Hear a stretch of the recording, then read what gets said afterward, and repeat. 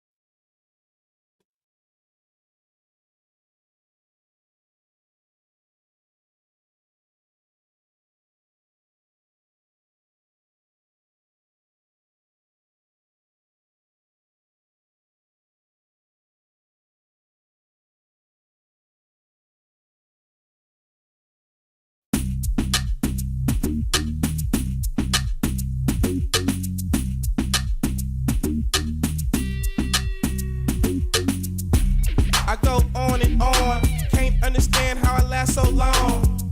I must have superpowers, rap 225,000 hours. Get a calculator, do the math. I made 1,000 songs that made you move your ass. And for the last 300 months, I made 16 albums with me on the front, and they bump. Where you get your beats? I heard 93 rappers say bitch like me. 2 singers and 10 comedians, and I'm still gonna yell it every time you see me in. What's my favorite word? Why they gotta say it like short? You know they can't play on my court, can't hang with the big dogs, stay on the porch. Blow the whistle. Blow the whistle. Blow the whistle. Blow the whistle. Where you get that from? Grab a mic, spit one, let me hit that blunt. Pimp C, 8 Ball and MJG. Keep spitting that P to the IMP. Bun B, that's Texas, baby. Ballin' G, that's Memphis, baby. Short Dog, that's Oakland, baby. Ain't nothing but pimpin' these days, G. My nigga C got locked up, but these real hoes still know they got to fuck. Give a fuck, nigga, what you say. Short Dog, fuck with UGK. Do you really wanna be like me? Spit game like Snoop and TIP. Pretty girls in the VIP, they came with Dre. They don't need ID. Blow the whistle. Blow the whistle. Blow the whistle. Blow the whistle. Your mind is gone, your brain is glazed. You've been wide awake for the last 3 days, popping pills. It goes down for real. Don't stop, just keep rolling downhill. Crash and burn, can't stand, fall back. You're doing too much, you can't handle all that.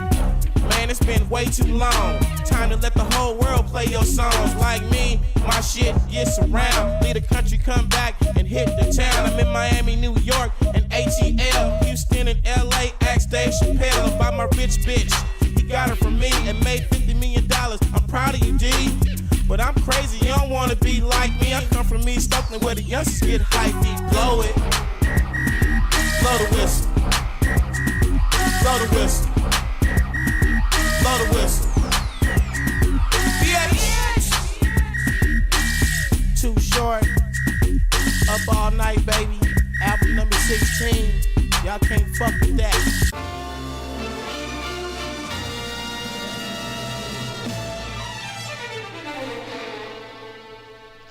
Cuando las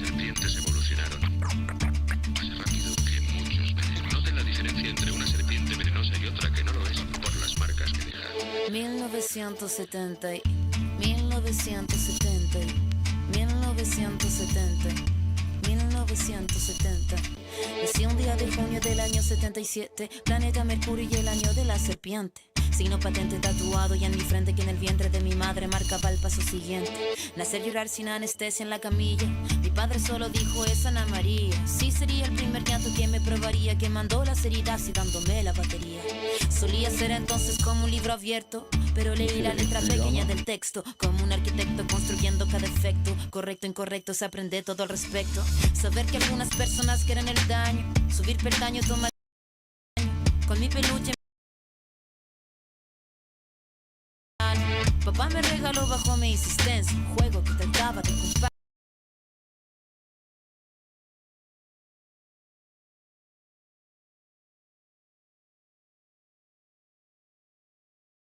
Hi. Sorry. Hi. Hi. Are you? I'm so sorry. Hello. What's up, folks? What's up, honeybee? How are you? I had to. What the fuck is this? I had to take care of something real quick. I started a little bit too early. How are you? I don't know if you noticed, but my face is. My face has had its beard revoked, unfortunately. And also, unfortunately, my goddamn computer won't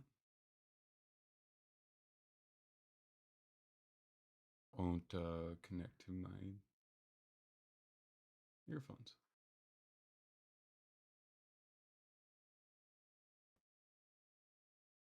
How are you, honeybee?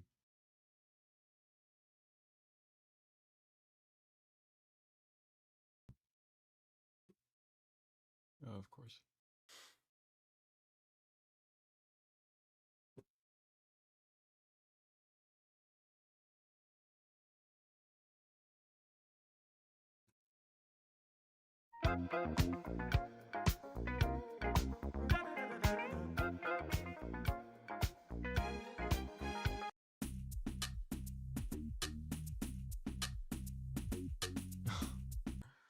Oh, this is so cool. Can you hear me properly?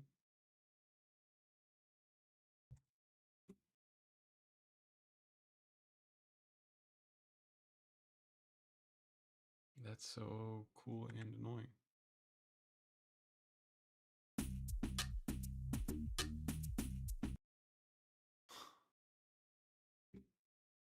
Oh, I love that. Garbage.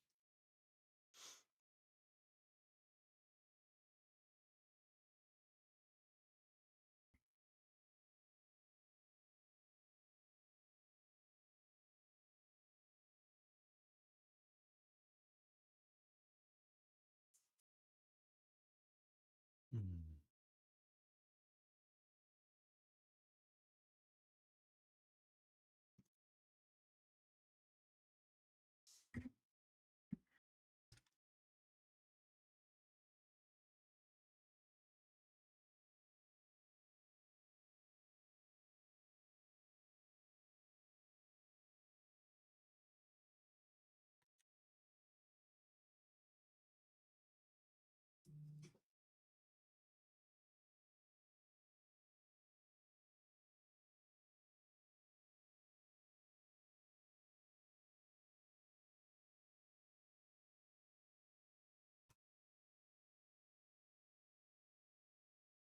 Will it work now?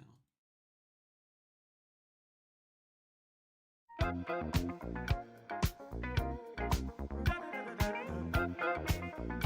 is this?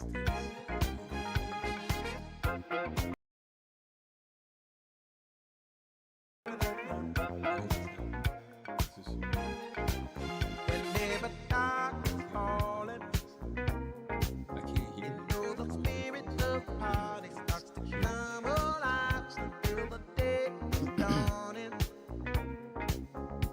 You can throw out all the blues and hit the city lights, 'cause there's music in the air and lots of loving everywhere. So give me the night.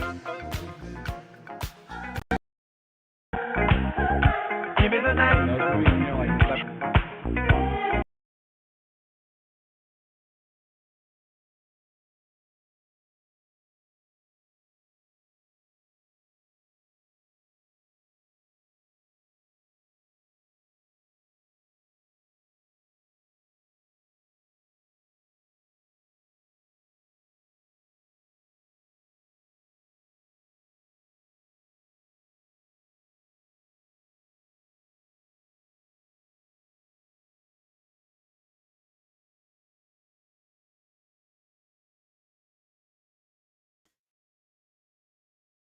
It's so cool that when I try to connect earphones, it just completely fucks everything up. That's the coolest, most annoying thing that I've ever seen.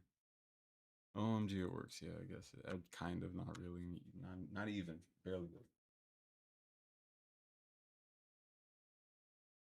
Whatever. I hate it. All I want is to be able to use not these gigantic fucking headphones. I don't. I just. That's all I want is to not have to use these. But here we are, folks. Here we goddamn are. And by folks, I mean it appears to just. And and by folks, it means oh yeah, face haircut. Thanks. Face. No, I guess not face cut.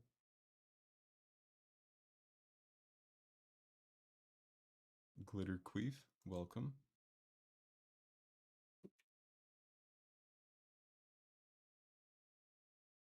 Hmm.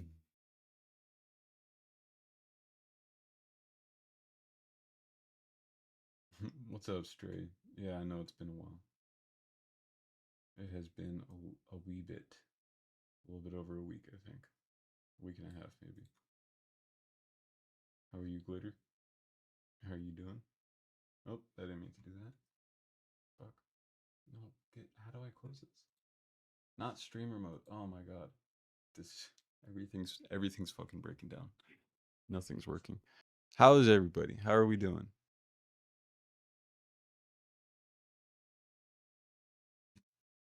How's folks today? That's my favorite emote. The guy doing this. What is that from? What is that from? Oops.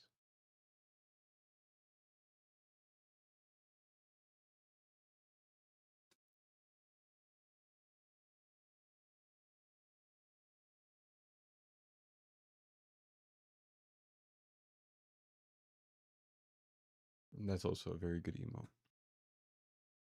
Oh man.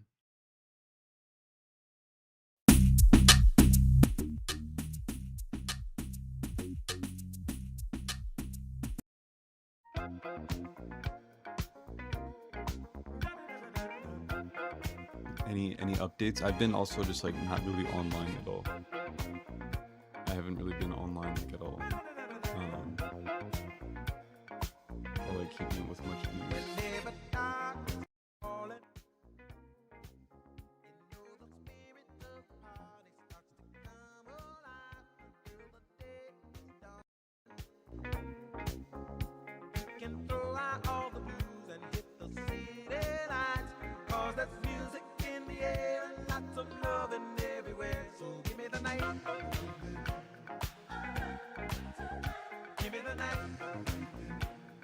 Nothing happened with that, you don't worry. Good. As it should be. You can click emotes and see. Oh, so it just says Twitch emote? So it's just Twitch? I still have yet to make my Shogun provided me every resource I needed in order to make my emotes, and I still haven't done it.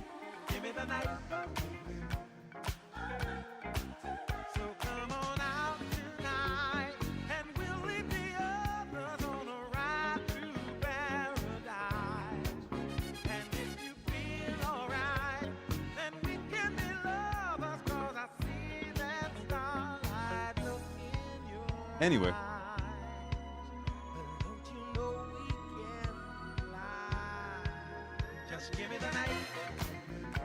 I guess we shall get into stuff. We shall do stuff. It's Avoiding the Puddles stream. It's from Avoiding the Puddles. Avoiding the Puddle, who's that? Sounds fun.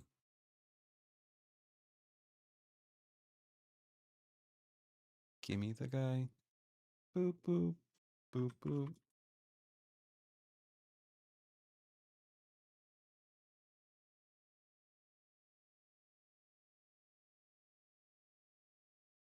Ours plays Silent Hill. Oh, is it just gaming? Don't get fooled by scammers pretending to be me. How have I not heard of Avoiding the Puddle? How have I never heard of this person?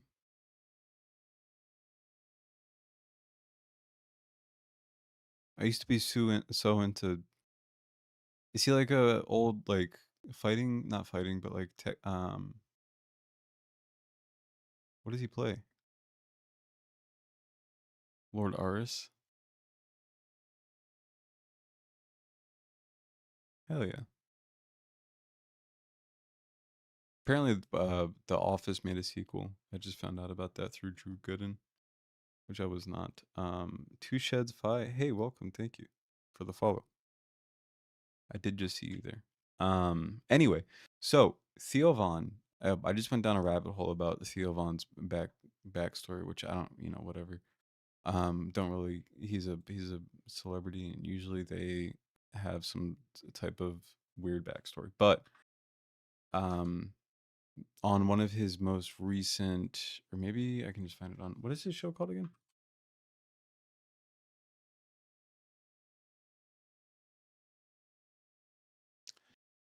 New York Circus this past weekend. Yeah, it was this. Okay. Happy October.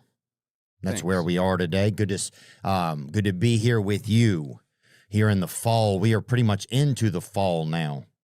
As the calendar, you start to fall off the end of the year. And then just bam, you just land right there in Santa's arms over there. Around December 25th, baby. That's where we at. I got some new I did get some new glasses, I guess. They're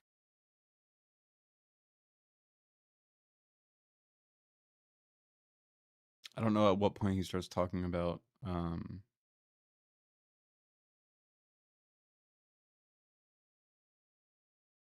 he's talking about the show, because if you don't know, what happened recently was he had recorded a Netflix special, and I believe, I don't remember if this was after, but I don't know. The time coincided.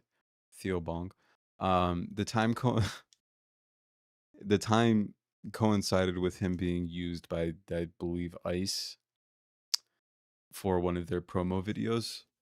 And then around that time, he also had a Netflix special that he was recording. The people who were the live audience at that Netflix special said it was terrible. He bombed. He like redid a bunch of lines. Like he redid the opening over and over again, like walking out onto stage. He was yelling at audience members. He half of the audience walked out on him. It was just a mess. And then in this episode that just came out, he was talking about it, and he said, I don't want to die. Like, I have no, I have no desire to hurt myself. And then he directs it at Israel. He says, you hear that, Israel? I have no urge to hurt myself, which is weird, to say the least. To say the very least. And I'm trying to find out where he says that. You know, you had a couple times throughout the year, you get this little ticket at school, and it'd say on it circus at the top. And it'd say like Willie's Circus, you know, or Risky Rick's Circus, you know. And it would say like admit one, just on this ticket. You could get it anywhere. So they were just giving out free tickets, you know. And it would be like, this petting zoo fucking rocks, it would say, or something like that on the back. Or where petting zoos go to fuck. It would say shit like that's a lot. But it was a big deal back then. Was he making Israel? I'll show you the clip that I found. That's essentially what I'm going off of.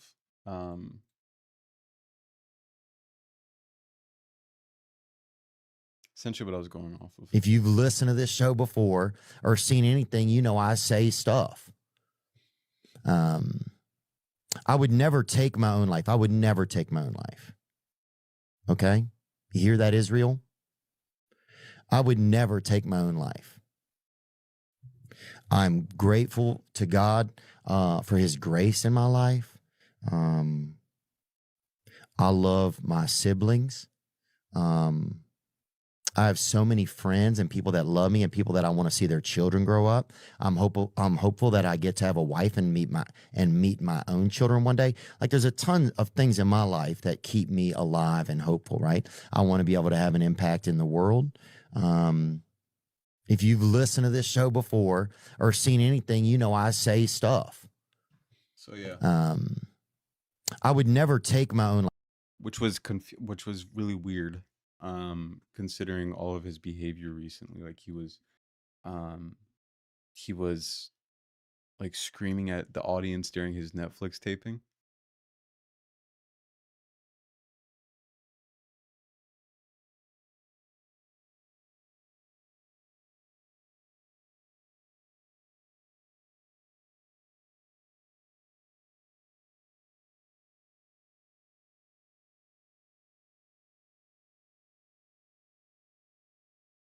I don't know if he was doing it as a, I don't know what he was, I don't know. I don't know the context of it. So I'm trying to find it.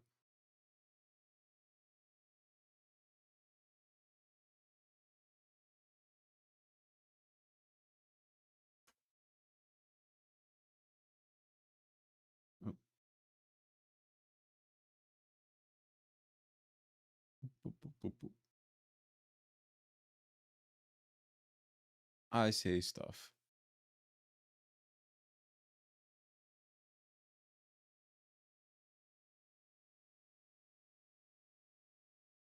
But I can certainly see me saying something like, oh, just try not to.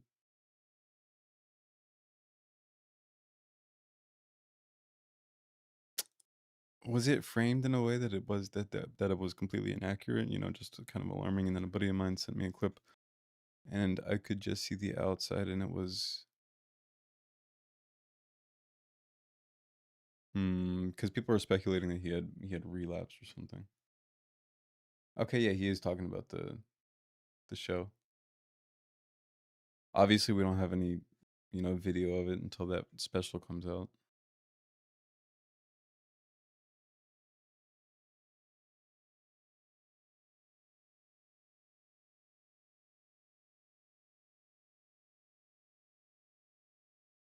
Hmm. When does he start? Sorry. Give me 2 seconds.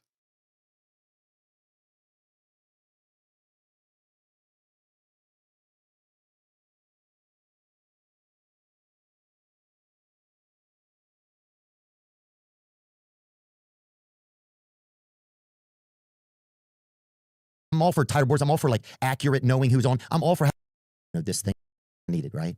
There's a week left to this special, and this happens. This thing comes out, and the video was a girl had walked up to me in a parking lot, and she had said, "Hey, my friend just got deported.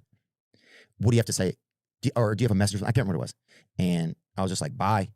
And I didn't know if it was real, and I had no idea. I was just joking around. So a stranger came up to me in a parking lot. I think it was after a show, and there were some people gathered around, and we were just kind of like BSing and taking pictures and just kind of associating, right?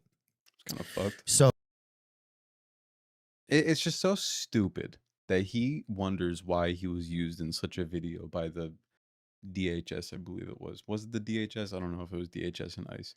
But he's just so stupid. Like he's just such a weaselly little man for thinking that he will not be associated and is not bolstering what they're saying or what they're doing, what the Trump administration is doing. He's such a fucking idiot if he actually doesn't think that he would have anything to do with this plan that they're enacting now. Like I cannot fathom actually being such a dumb person. But he's not. I guess he's not. But everybody says like he's just faking it or something, and that he just wears his heart on his sleeve, or he doesn't actually just wear his heart on his sleeve.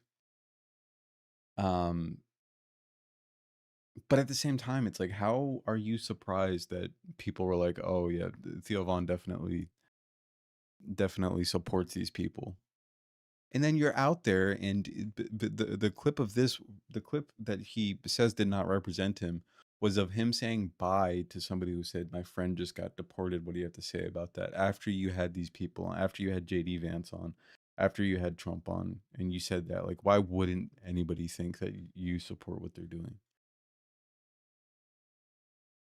This whole tighter border thing is just so like, again, so stupid. But you're not going to be able to explain to these fucking people. that people don't know like what went on. And it wasn't that crazy what went on. And I wish it was going to be a more exciting story, but I just want to, I just want to share with you kind of what happened, I guess. And I don't want to make it a big deal, but I think, but I do want to like just kind of go into it, right? You know, so mental health is important to me, right? It's important to me. We talk about that kind of stuff on here a lot. And hold on. And yeah, it's like, I think it's been something that we talk about a great deal and just think about and kind of explore, right? So I had a comedy special that we were taping. We were taping it last week. And about a month before I quit taking some antidepressants I was taking. You know, I just kind of self-weaned myself off. And the reason why was because I wanted, like during the comedy show, I wanted to have a little bit more emotion during it. I wanted to have this kind of like, I just wanted to have some more feelings. You know, if you ever taken antidepressants or if you haven't, it kind of takes away your feelings, kind of.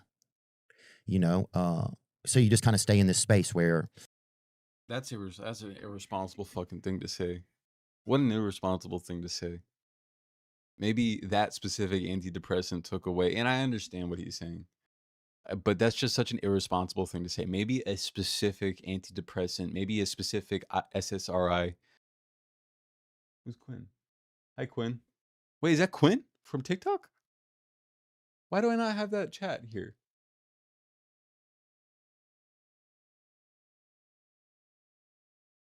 Oh my god, you're in multi. Oh my god, you're in multi. Oh my god, you guys are in multi. How many people were in there? I didn't see that. They want the optics of being against the administration because they benefit from it. I'm so sorry, folks. I did not see you. I didn't see you in there. Hi, Quinn. Hi, Silent. Silent, you're on YouTube? I've never seen you on YouTube in here. Hi, Quinn. Hi. Hi. I know I missed the beard too. Did you see my post about it?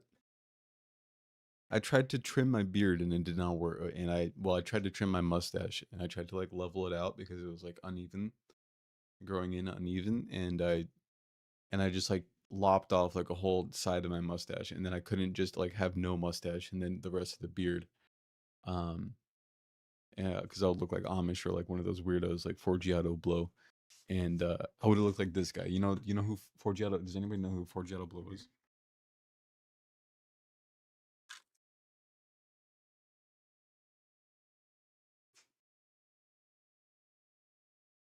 This ugly ass motherfucker. Good Christ. I would have looked like him. I'm an old lady. That's my excuse for being on the red and not the purple app. I mean, it's whatever. A terrible cop out. Yeah, I know. Of course, it's a horrendous cop out. Just like it's this line that so many of them tried to toe, including Ethan Klein, including people like Hakeem Jeffries, including people like Theo Vaughn, Joe Rogan. They try to be as socially acceptable as possible to as many people as possible, but their true feelings are no longer socially acceptable. Ethan Klein's true feelings are no longer socially acceptable, so he tries to toe the line between the two, being anti-genocide and pro-Israel, which are, diametrically opposed opinions. It's a Hakeem Jeffries when he was on I've Had It podcast with Jennifer Welch, and he was trying to answer the question to not seem like a complete demon fuck, and he just ends up sounding like a complete moron. Or just like a Weasley motherfucker who can't get himself to answer a simple question. That's what happens when these weirdos try to toe that type of line,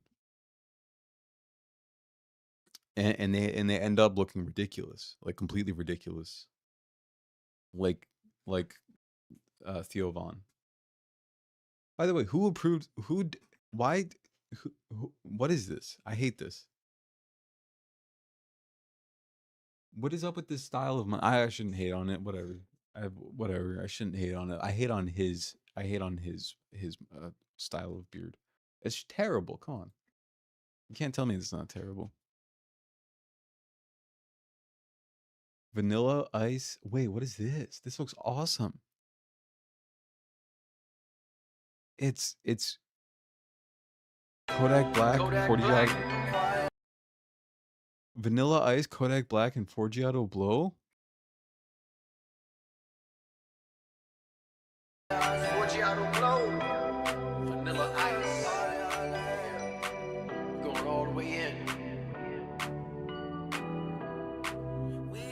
Let's go. I'm going all the way. I wanna party all night. I'm getting all the baby. I'm having the time of my life. I'm going all the way.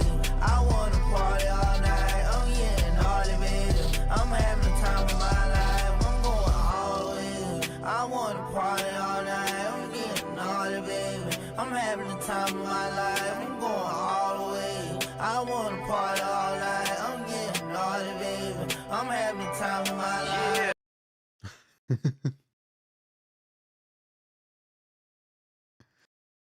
That shirt is awesome. What is it? What does it say? What did that say? Tequila and around on me. Money stacked on a table like a G. My girl so fly, you can see. She's draped in Versace. All the way. That's awesome. That's my favorite song. That's crazy. What? Is Vanilla Ice a Trump guy?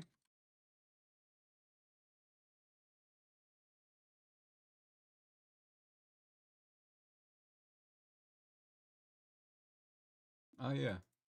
It has performed at multiple New Year's Eve parties hosted by Donald Trump at his Mar-a-Lago resort, most recently in 2024. While his appearances have been criticized by some, Vanilla Ice maintains a neutral stance on politics. Obviously, the fuck he doesn't. Dude's name is Van Winkle. Ice Ice Baby for real. Yammer, what's up? How you doing? We were just watching the banger song called All the Time by, or no, All the Way In by Kodak Black and Forgiato Blow and Vanilla Ice Ice Baby. So that's where we are. Invented rap dips. In tonight, hard 10, blow that ice. All the way in tonight, hard 10, blow that ice. Well, I'm a man, I can see it real clear. On the pier, got a case of cold beer. What did Kodak Black think that this was gonna do? Was he like, oh, it's a great opportunity to collaborate with Forgiato Blow and Vanilla Ice? Anyway, back to Theo Von. I don't care. You're okay. So for anybody who doesn't know, he recently had a Netflix. I don't know if anybody else except me is interested in this, but I'm way too interested in this. Theo Von just had a Netflix special. Just had a Netflix special taping that apparently he bombed at and was screaming at audience members, and he redid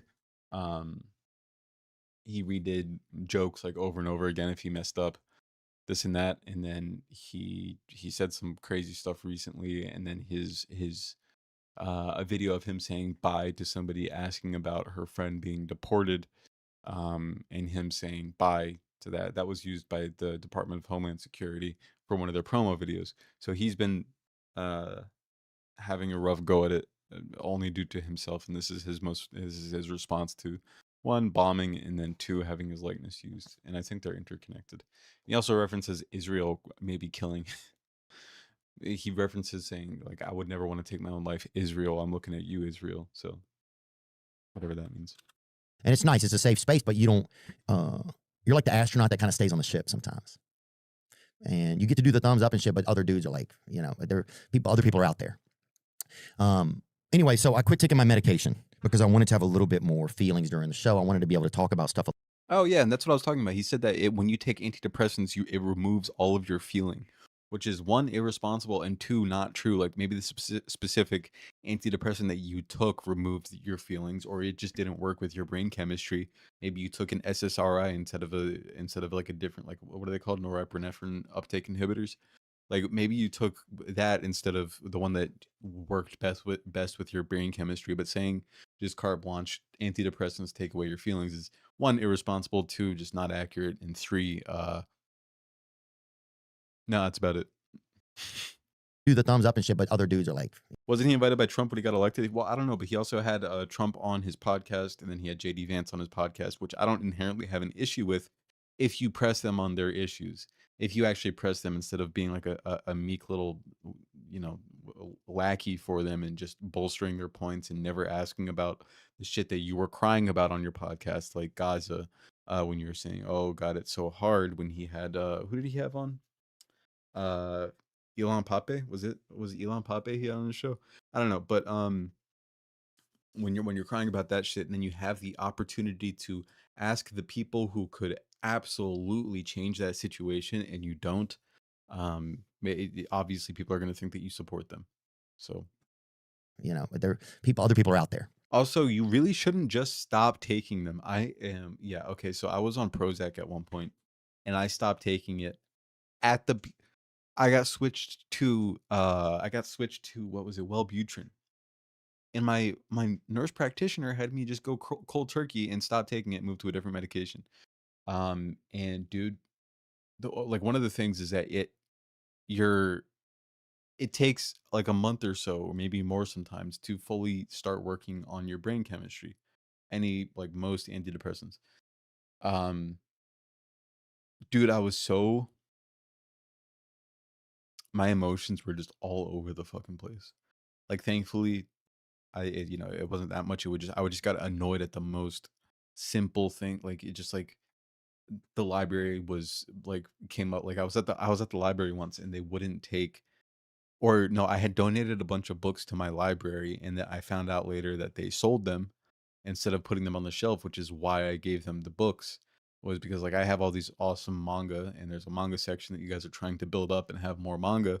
So I'll donate a bunch of the ones that I have. So I donated a bunch of them. Turns out they sold them, which already I would be annoyed about. But the way that I would I just could not stop thinking about that. I was just like, this fucking sucks. Like, this is the worst thing. When it really, but like that type of shit, it just so easily, shit just got to me. So yeah, you shouldn't just stop cold turkey ever on antidepressants.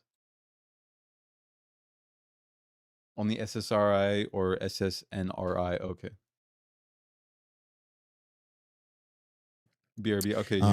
Anyway, so I quit taking my medication because I wanted to have a little bit more feelings during the. It can make you do awful things. Yeah, no, I was just so shitty about everything. You know, because you're not supposed to do that. You're not supposed to just stop taking it. I was just angry. I was very angry all the time. I just woke up pissed off. The show, I wanted to be able to talk about stuff a little bit more that meant something. But of course, you're gonna have much wider, much more heavy implications than just being angry about a library thing. You know, to me, and put it into the other people are out there. Anyway, so I quit taking my medication because I wanted to have a little bit more feelings during the show. I wanted to be able to talk about stuff a little bit more that meant something to me, and put it into the comedy show. So that was all going fine, right? I was doing fine with that. We're headed into the comedy show, and then the Charlie Kirk thing happened, right? The Charlie Kirk murder happened, which was really crazy. You know, it was just a crazy thing. I've talked about it before. I'm not going to talk about it anymore right now. you wanted to have more But depression, a few days after that, or maybe a week after that, right? the Department of Homeland Security put a video up online talking about Queen. they started. Emmy Gillian, Queen of Hearts, Queen of Hearts. Are you Garden Gash now? Is that you? Queen of Hearts. This is Garden Gash, right? This is not okay to say to such a large audience. Yeah, I know. It's fucking ridiculous. Hi, Garden or Queen. Hi, how are you? Beanie Baby, everybody's here. We're just checking up on the Theo Von situation for a little bit. If anybody's confused on the situation, I can explain it, but I've explained it twice now. So rest in peace to the people that I've already explained it to again.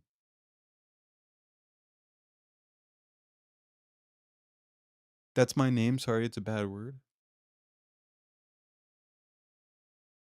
No, wait, what? I just don't know when people change usernames. I'm never sure which one to go with. So you don't have to apologize. Anything to apologize for. Started making like trap beat edits and like banger edits to evicting people from the country, right? Or eliminate. They started a few days after that, or maybe a week after that. The Department of Homeland Security put a video up online talking about they started making like trap beat edits and like banger edits to evicting people from the country, right? Or eliminating illegals, maybe some criminals, some people just undocumented, all, you know, just across the spectrum, right? So they put a video of mine that I'd made for somebody in a parking lot, probably like maybe a year and a half ago, just jokingly. I think it was a year and a half ago. They put it in at the front of this Department of Homeland Security, like trap beat. I think they had like, I'm not sure if they had like young boy lyrics or whatever they had, but it was ridiculous. And the video was a girl had walked up to me in a parking lot and she had said, "Hey, my friend just got deported.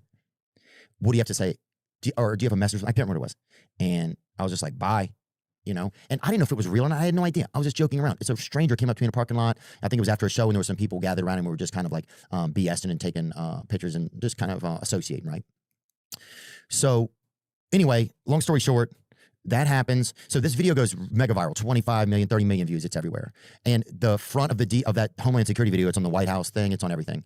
It's everywhere. And the first 10 seconds of it are me, right?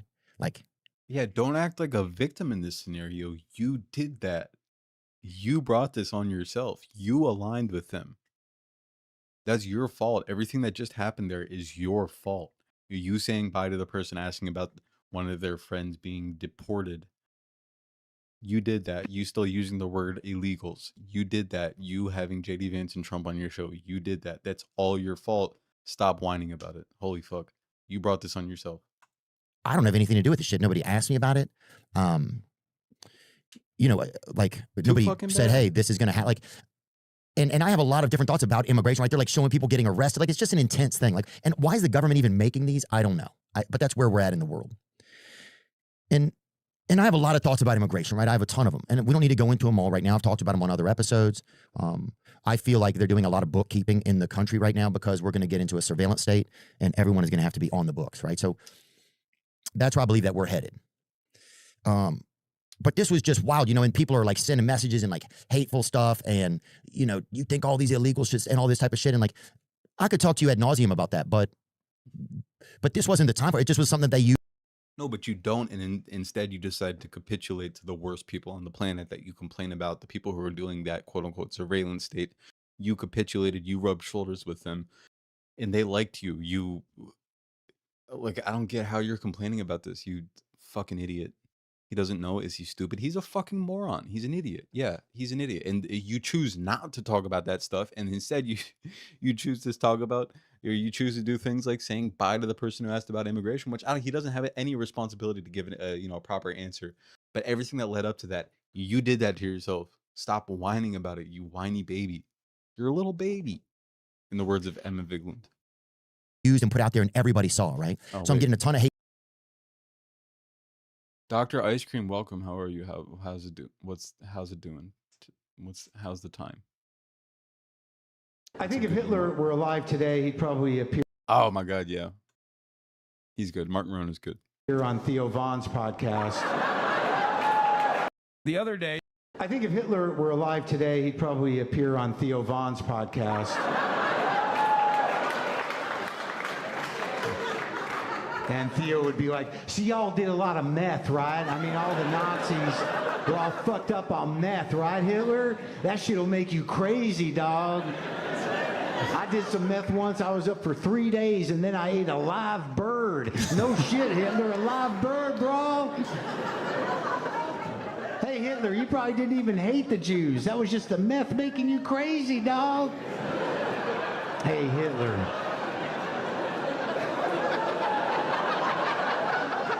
Do you want to apologize to all the Jews right now on my show? No? I get it. I think if Hitler were alive... Oh my God, yeah. Babyface woman, no. Annie, dude, what's up? Also, I tried to shave my mustache and I lopped like one whole side of it off. And so I had to do all of it. I had to go crazy with it. The shaven face looks great. Thank you, Beanie Baby. Thank you. Feels weird. Every time I've seen my face in the mirror since then, I had to do a double take. But thank you. Hi, Annie. Also, welcome. Welcome. Okay. Hateful stuff. And I'm trying to remember everything. I'm trying to kind of remember everything right now. And don't accidentally go Alex Jones. Wait, what does that mean? Alex Jones, I forgot. He has a Hitler mustache now. Why did he do that?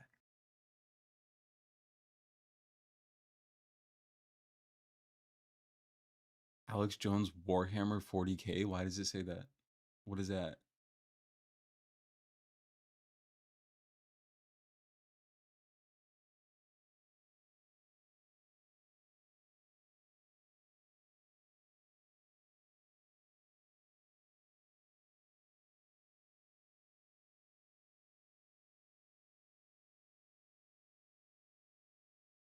while, just as a social experiment, keep the mustache. Well, what's everybody think?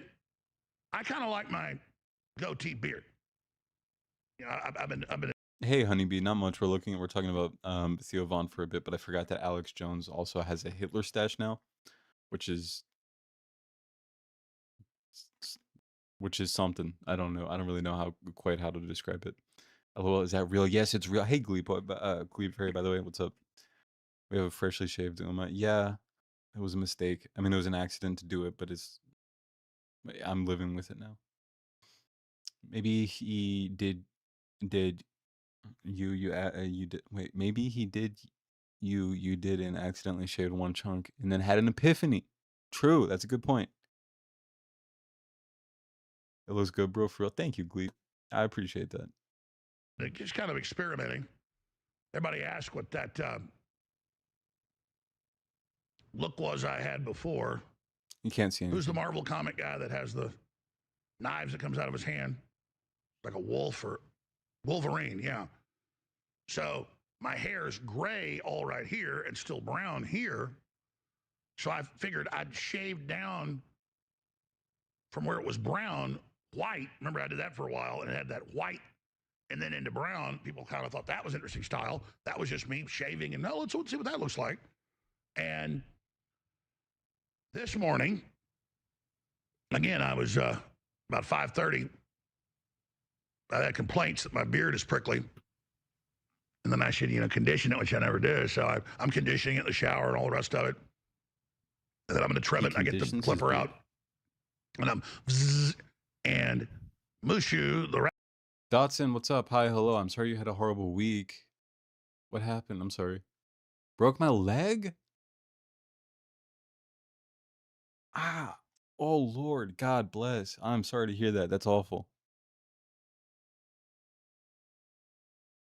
ragdoll cat jumps up in between me, give me a kiss, hits it, and he goes right down. I was like, oh my God. So I go, well, I got to cut my. He did, but not Honeybee, sorry, Beanie Baby, he did the same thing that I did, except for not with the cat, and I think he did it on purpose, and this is just a fake explanation for him. But he's saying that he did it because he got bumped. My beard off. So I cut the beard off. I'm gonna go with a mustache, and again, I was gonna go hike with my workout partner, Sean Johnson. He saw it, started laughing. He said he couldn't quit laughing, and I go, what? And he goes, dude, you look like a pedo. It's ridiculous. He goes, you got to cut that off. He goes, here, let's call my fiance up and see what she thinks. So he FaceTimes her. She goes, yeah, you lose it.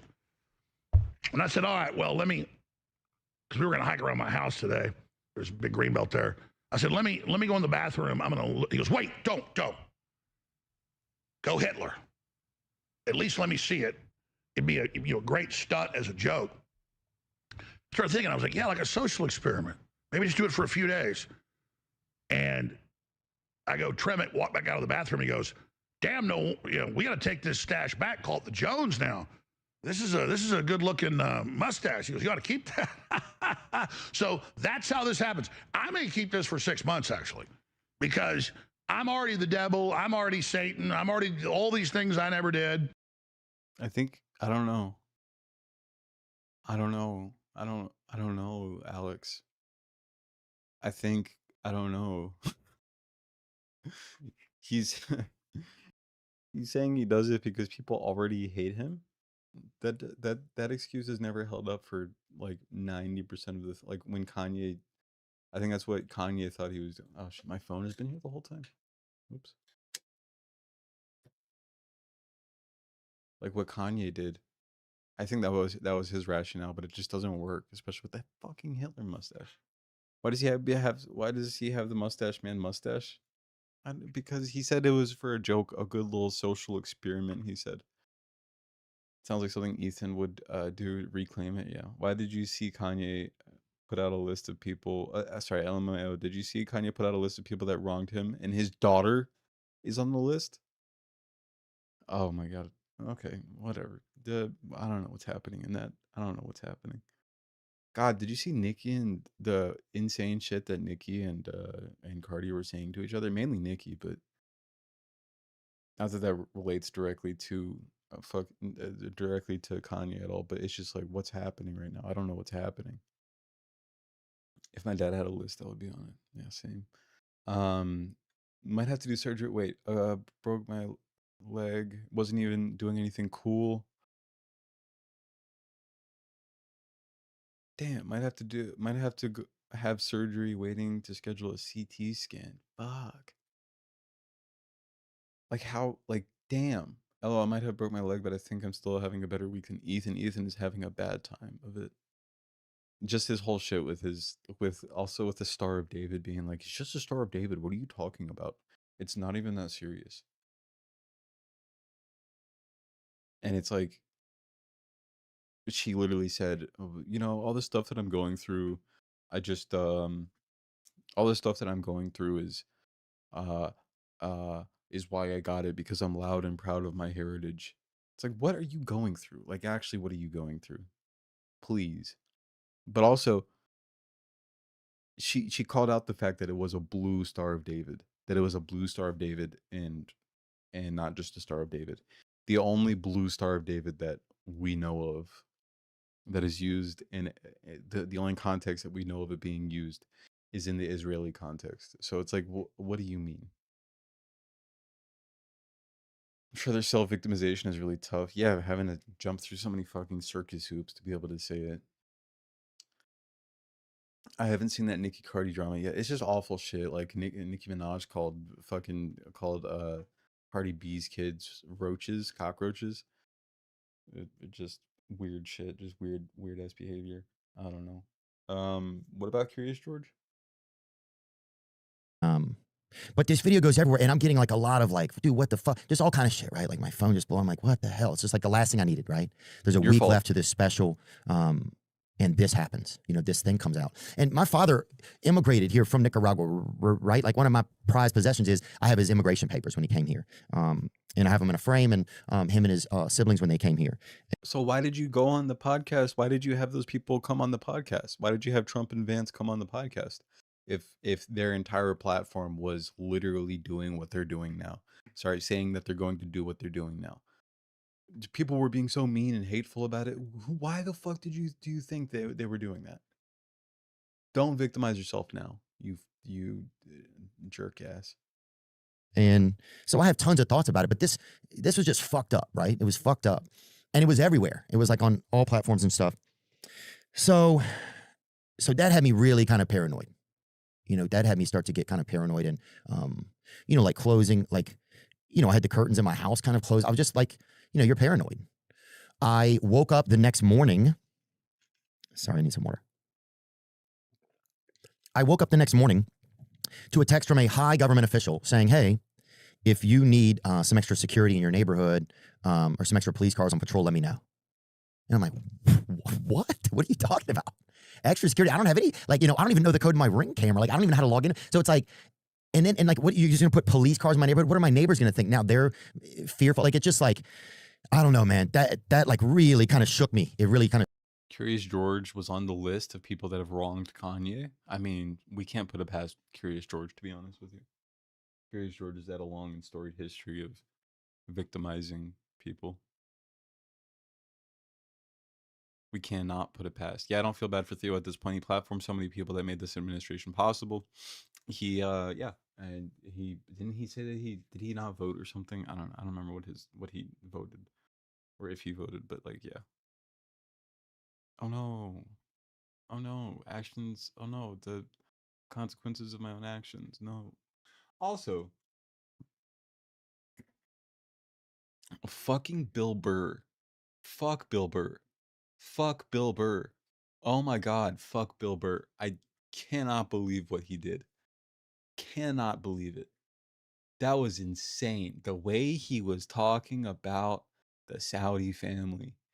It was amazing. I thought there's gonna be people like it's gonna be tense. Everybody was having fun.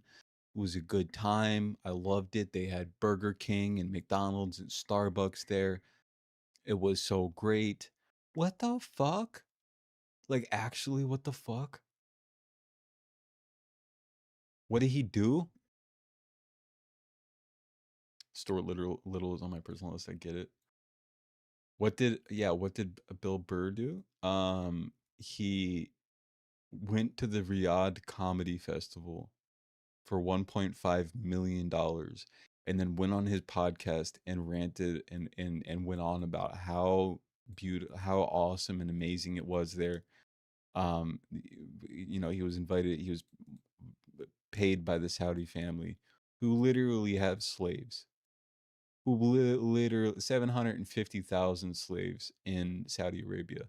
The people who are having an amazing time and who are enjoying the benefits of Saudi Arabia are doing so at the expense of this, you know, the slave labor. Like, there's the contrast between the way that the people who live there and aren't getting stipends essentially by the Saudi government are actual slaves.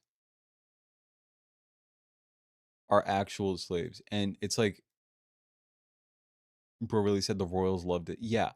And then to talk about how he thought it was going to be bad, but there were fucking uh um like McDonald's and Burger Kings and Timberland stores, is because of the capitalist that he went on about and said, like, oh, you know, these people deserve to be put down and shit. Like, those are the people,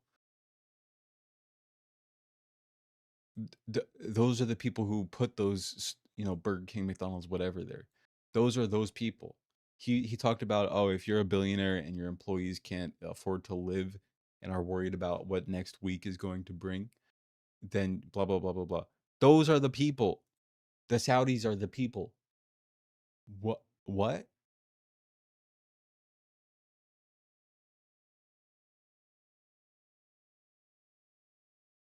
I don't ever want to hear about cancel culture from none of them ever again. Yeah. So Bill Burr went to be a court jester for the oppressive patriarchs of Saudi and got rewarded with Burger King and the Timberland store. He got to go to the Timberland store in a mall, which was built with people's lives. Like, talk about. It shook me. But you keep marching on, you know, and you start getting out there fearful. Like, it's just like, I don't know, man. That like really kind of shook me. It really kind of shook me. But you keep marching on, you know, and you start getting security, and then now you have security, right? Marching on, fuck off. And the thing is, you just don't know. You just don't know, right? There was a moment on the, like, it was White House, because the White House also put this out. Thank you, White House. That, and look, I'm all for like the board. I'm all for tighter boards. I'm all for like accurate knowing who's on. I'm all for knowing who is in a country. I'm all for knowing what's in the cupboard of a society. I think you should know every item on the. Did he get Men in Black brain flashed? Yeah, he definitely got it fucking neuralized. Like, how can he be so oblivious to the shit that he was putting out and then turn around and praise the very people he was talking about being put down? Because I'm sure it's in their contract that they're not able to speak badly about the Saudi government. Like Tim Dillon, fuck Tim Dillon, but like he also was invited to the comedy festival and agreed to it, but then he also talked about the slaves. And then he was fired from the gig. So him talking about how amazing it was there, Bill Burr talking about how amazing it was there, is so obvious. Come on.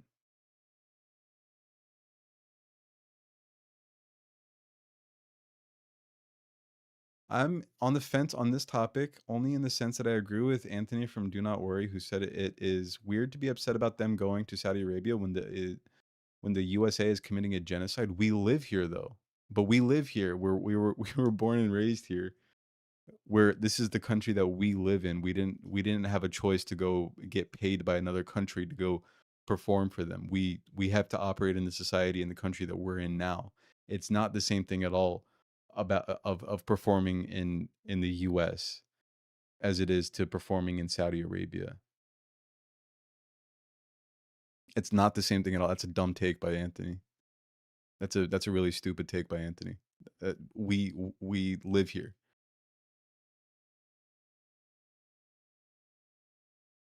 That's a bad take. That's a silly ass take. I'm sorry.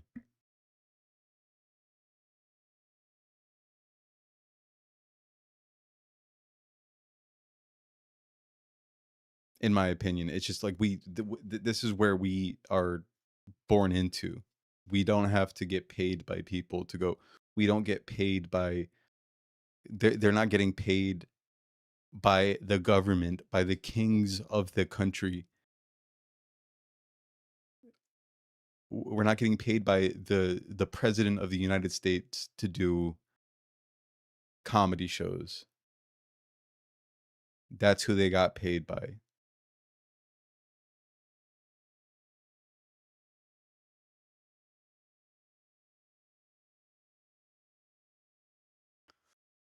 It's upsetting to remember that these people are bought.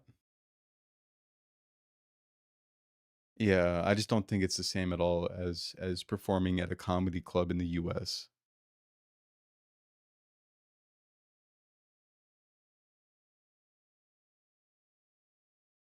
I don't think it's the same as that.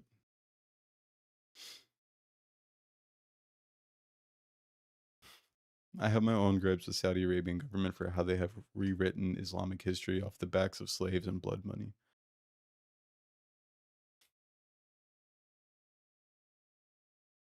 I like Anthony, but I just don't see how that's the same at all.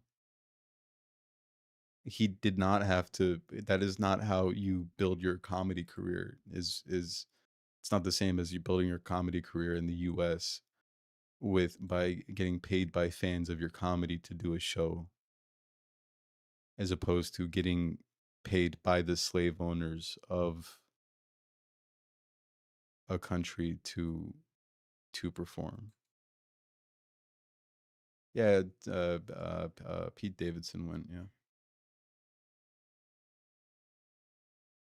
The log. I think it should be known, right? I do. Now, how do you get there? That's the bigger question, and we don't have to discuss that today, right? It's not about that. And sorry, I'm going slow here. I'm trying to piece this together. So now I have this thing with security, but then you get a security person, and if you're walking on a security guy, then that's kind of uncomfortable. thankfully, my boyfriend Hassan Piker would never perform for the Saudis. Yes, the great comic of our time.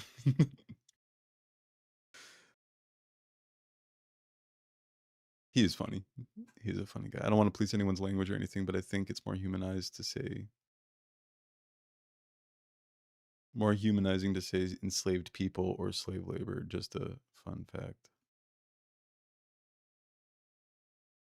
I think it's more humanizing to say enslaved people or slave labor.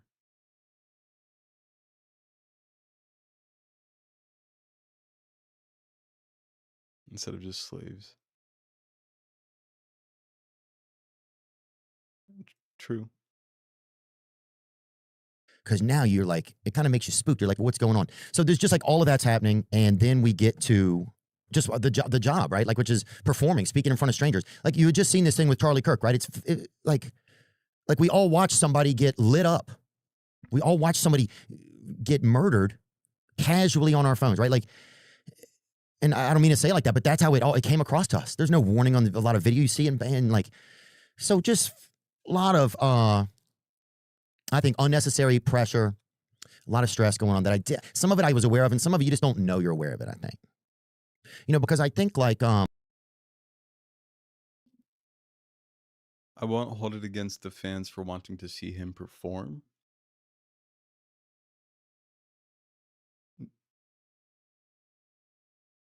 The fans in Saudi Arabia for wanting to see Bill Burr perform. I'm the whole thing was a PR move by the Saudis. That's why they hired these people. I don't 100% understand. I have an issue with the people in power trying to cleanse their hands.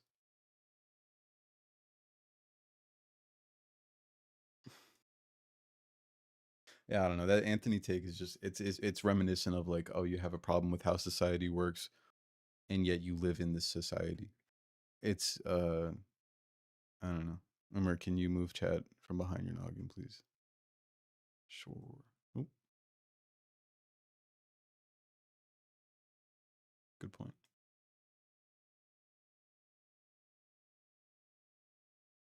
Like make themselves look better. Who's wait, what, who? Like people that are condemning it, and people in power that are condemning it here, or them?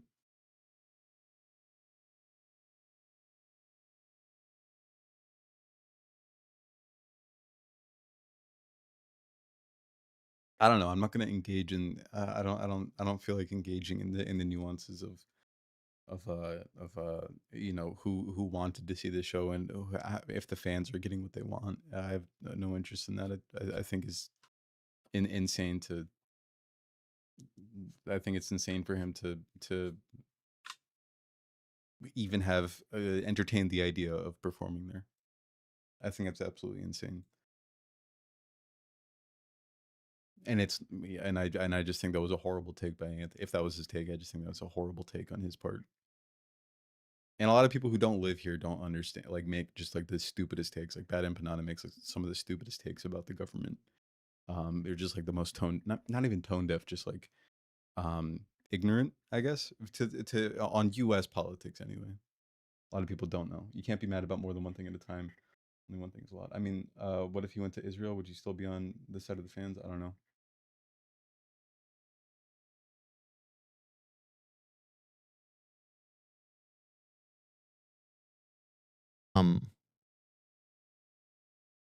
Like you just sometimes you don't know what stress you're holding. You know, one day there was I got a call from a friend of mine, and they said they were going into rehab, and I just started bawling, right? And I didn't realize that there was a part of me that was waiting to hear that from them, and that it really made me feel some type of way, you know. So sometimes it's like you just don't know what stresses you're holding. Anyway, so anyway, so we get to the shows, right? We're there, and it's a lot, you know. It's a lot. There's a lot of like last minute choices to be made. It seemed to go messier than the past specials that I'd taped. Right, it seemed to be a lot more confusion, and it all could have been just kind of my perception, right? Because what started to happen was on this day, I was starting to feel a little bit like, I don't know if manic is the word. I don't know what manic means. I've said manic, but I don't manic meaning. Let me see. What does it mean when someone is manic? Also, I mean, the Saudi government is also aiding in first of all quashing like Yemeni quashing or suppressing Yemeni resistance and other countries as well. But the amount of demonization that goes on at the hands of the Saudi government.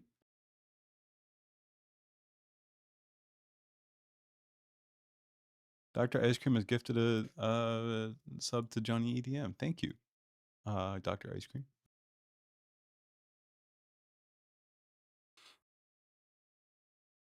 Let me look at the definition of goofball. Give me a minute, guys. Oh, it says trying to meet mans. That's the first one. Like, this is fucking, see, this is how bad shit's gotten. You know, you're trying to figure out if you have some sort of an anxiety disorder, and next thing you know, you're getting damn emails from a local men's bar or whatever. It is defined as an extremely unstable, euphoric, or irritable mood along with an excessive activity or energy level. Okay. Excessively rapid thought and speech. I probably could have used a little more of that. So I think I started to feel kind of mildly manic. I think it was just being off the medication. I think, and it wasn't insane. It was just little things. Like the second I got on stage the first show, I couldn't feel any moisture in my mouth. And I started to feel like, you ever remember that feeling if you were in high school when you got high and then you were standing there talking to your friends and you were just too high and you were just literally standing there just trying to pretending to be yourself a little bit? So I had a little bit of that going on. And it started off choppy. The first show, it started off kind of choppy. We were doing like a new intro with Joey Diaz at the last minute, and he was pretty goomed up. You know, he's Coco. And it was a blessing that he was there, but we hadn't ran through it. And so it's just like a lot of like things at the last minute. But yeah, I'm on stage, and the second half of the first show went good. And there were some beats that I got that had like an emotional piece to them that I wanted, and that felt exciting. But the whole show, it was there were parts where I just couldn't remember the next thing. I couldn't remember like my Saudi government are like comic book level evil villains. Yeah, I don't know. It's actually it's probably one of the starkest contrasts between the living conditions between the people who are not in the cast of the, you know, of the people who benefit from the country, people who aren't getting, like, it just the insane contrast. I mean, you know, you see it in like little microcosms in the US as well, like in Chicago you'll see like and in India sometimes, but you'll see like uh just a really rundown part of the city in like Chicago, and then like the county line is right at the border of one of those neighborhoods that's really run down and just like forgotten by the government. And then there's that county line and there's a road separating them, and then on the other side of the road there's these McMansions, and you know, like the police won't even cross over. The police will you know, it's not their jurisdiction, of course, so I guess it's not that crazy of a deal, but they'll patrol the road that separates the two county lines just to make sure nobody from the impoverished area is leaking into the McMansion area. It's, you know, but it's, you know, just on a much, just like a macrocosm, I guess would be the opposite, but on the scale of places like of places like that, it is uh I don't want to say comic book level, but like it's just ridiculous.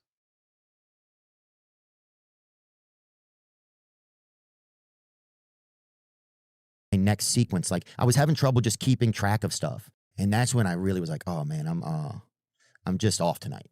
You know, I just, you know, it is just like, I'm just off tonight. And I think I remember saying to the audience, like, thank you guys just for being here for me, you know, like, and the audience was cool, man. People were happy to be there. They were super stoked when I came out. I started to feel bad that I wasn't giving them the best show, but the show ended up going a little bit long, blah, blah, blah. We get to halftime or in between the two shows, and Chris Rock is backstage. He's there. My favorite, right?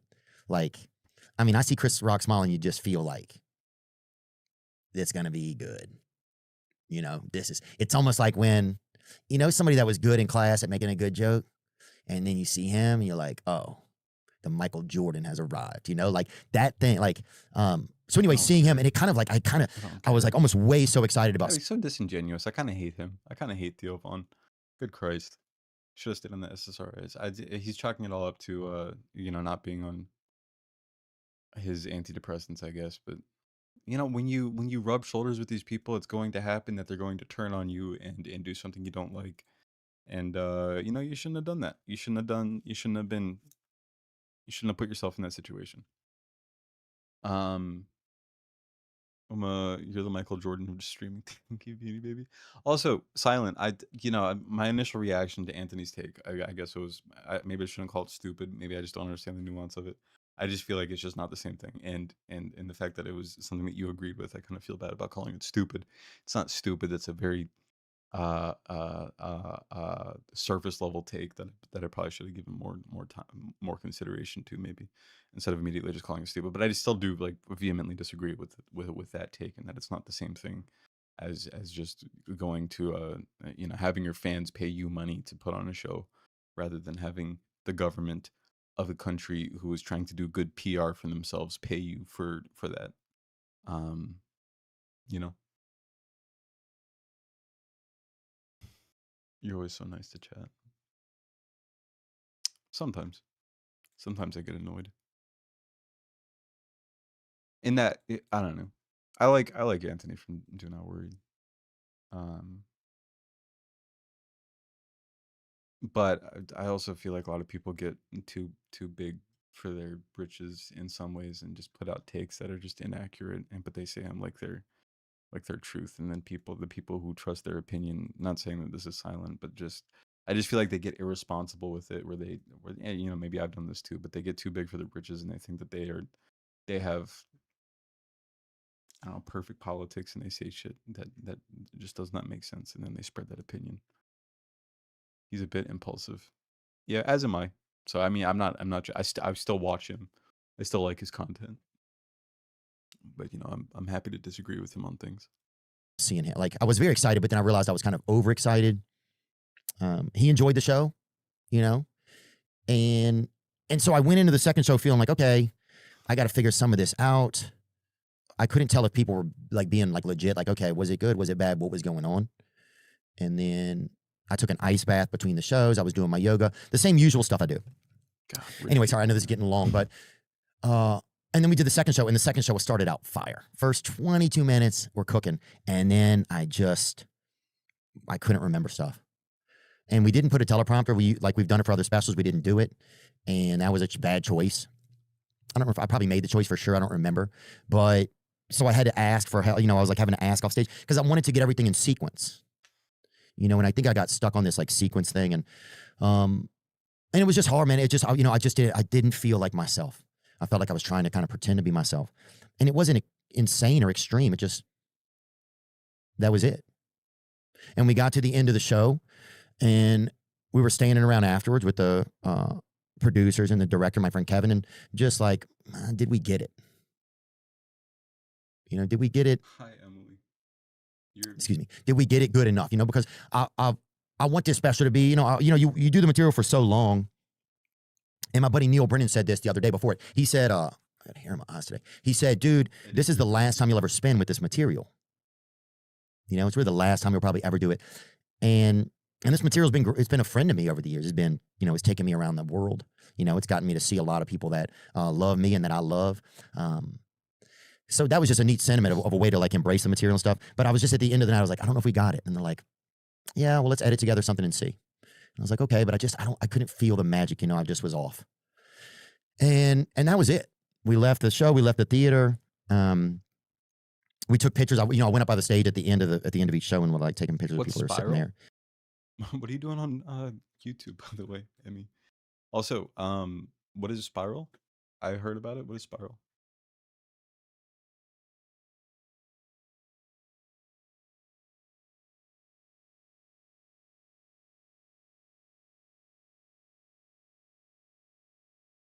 Chris Rock.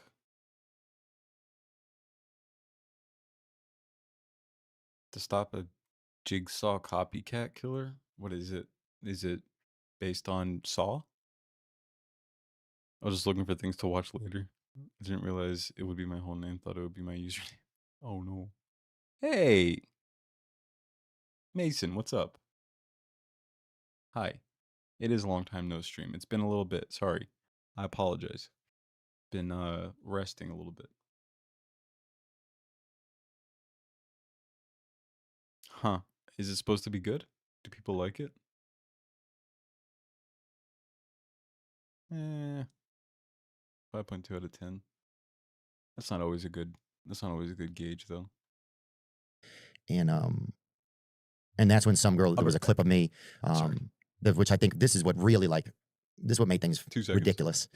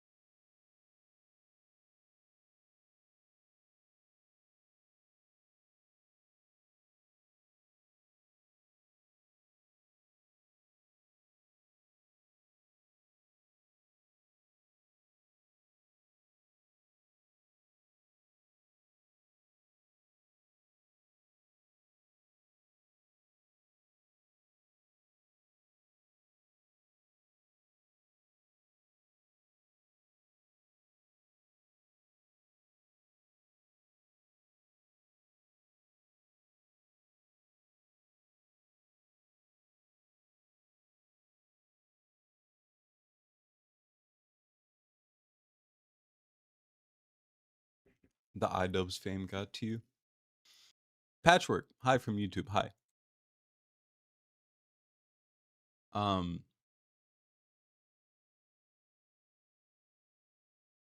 It was mainly I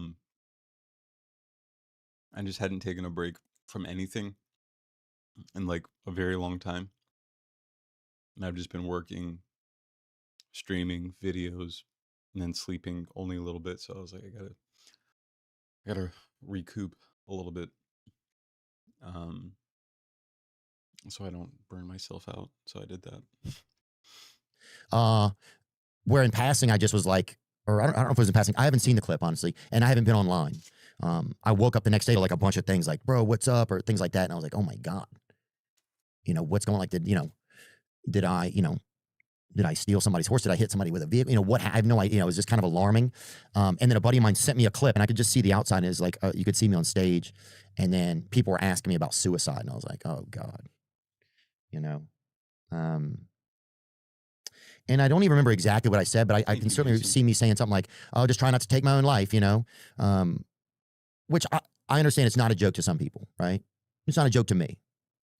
But it's something that I'll say stuff sometimes. I say stuff, right? You know that. What? These camera angles are barely different. Why does he keep on doing that? Saying it's not a joke to some people, right? It's not a joke to me. But it's something that I'll say stuff sometimes. I say stuff, right? What is that? You know that. If you've listened to this show before or seen anything, I say stuff. I would never take my own life. I would never take my own life. Okay? You hear that, Israel? I would never take my own life. I'm grateful to God for his grace in my life. I love my siblings. I have so many friends and people that love me and people that I want to see their children grow up. I'm hopeful that I get to have a wife and meet my own children one day. Like there's a ton of things in my life that keep me alive and hopeful, right? I want to be able to have an impact in the world. Those are just a few of them probably, I mean, so many just moments we've shared on this show that I'm like, oh, I live for those things, I mean, I want to see Vandy win a championship. So one of my families hasn't made contact with me since before I left. And I had a suspicion to check the court websites. Oh my God. I am sorry to hear that. Or I don't know. I don't know how you feel about them. Him. Damn. Remember when they used to do mugshots? Like there was like a whole industry where they would post people's mugshots and they would charge them to take it down. That was really fucked up.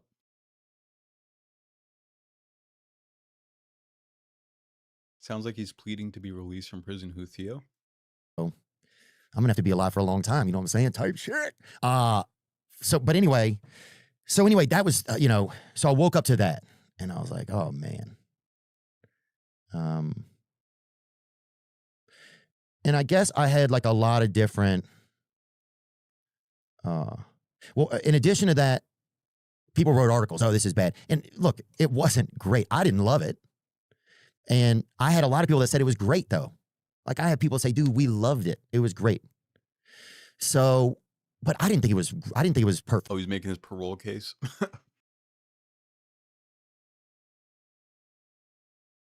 Suspended license, so done to be arrested for, but he failed to appear and has a warrant now. Damn. They'll get you on that. They will get you on that. It's fucked. SCP. What's up? Joe Rogan nipples. What's up?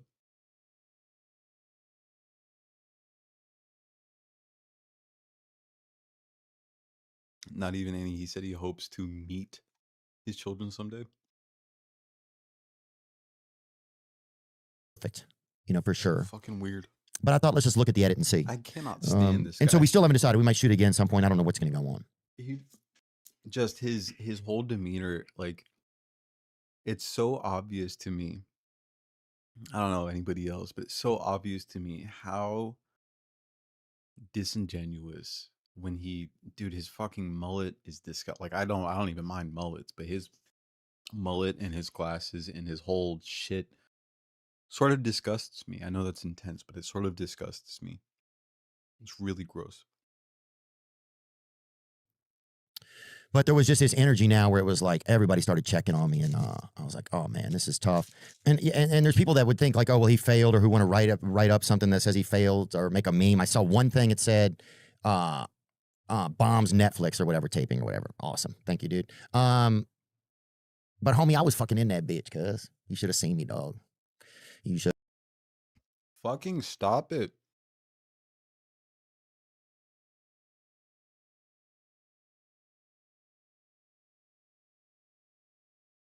Yes, he gives me the ick. But wait, when did Hassan say that Theo is a good guy? He's a really good dude. When did he say that? My God, Hassan, what are you doing? Don't say that.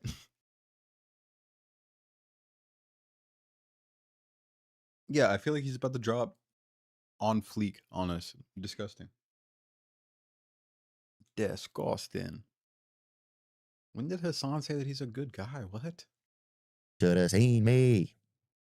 You know, you ever see that show, dog? And a lot of times you'll see that dog show. And it's that Weestaminster. I think it's Weestaminster. The Weestaminster dog show. You see that bitch, boy? And they got some dogs in that bitch. And then they got that other, bro. They got that other little, I mean, this bitch is just a little thoughtweiler, this bitch, you know? They got that little male thoughtweiler rolling up. You're like, damn, a little bit. You know, Damn, he's aggressively unfunny at the moment. I used to think he was actually pretty funny a lot of times, but this sucks. What is this? What is he trying to do? Hassan has actually met Theo. You're a lame hater, but you do you. I pray that I never have to meet Theo Vaughn. I pray that I never have to meet Theo Vaughn. Not that that would ever come up, but like I think meeting him would piss me off more than watching him.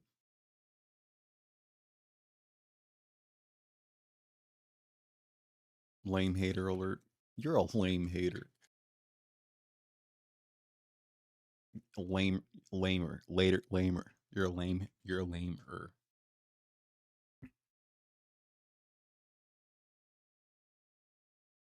he got a little, maybe an anklet on or something. Maybe he got a house arrest bracelet on his tail, but that bitch is in there. And they're like, damn, he ain't supposed to be here. But he's over there. He's listening to DMX. We riot. And all the other dogs got all them crazy tricks, and he just fucking, he'll gamble on his phone real quick or do something like that. Or he'll fucking run a parlay or something on his phone. And that's his trick. And he'll smoke a Virginia Slim right there and hit that bitch. You know what I'm saying? So anyway, what I'm saying is, bitch, I'm out there. I'm in the ring, bro. And I failed so many times. You can write, well, bro. Wait, did that person think I was hating on Hassan?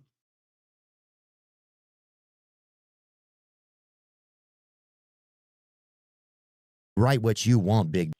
I don't love him, but I'm not hating on Hassan. It's a stupid fucking thing to say, but dog. Write what you. I thought it was a Theo fan. Maybe they are a Theo fan. I don't know. How do people listen to this podcast? I don't know. It's almost more unbearable than the H3 podcast. You know what I think is so funny?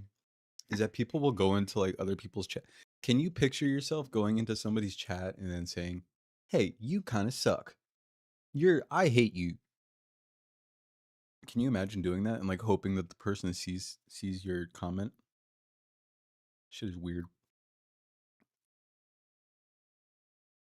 You want.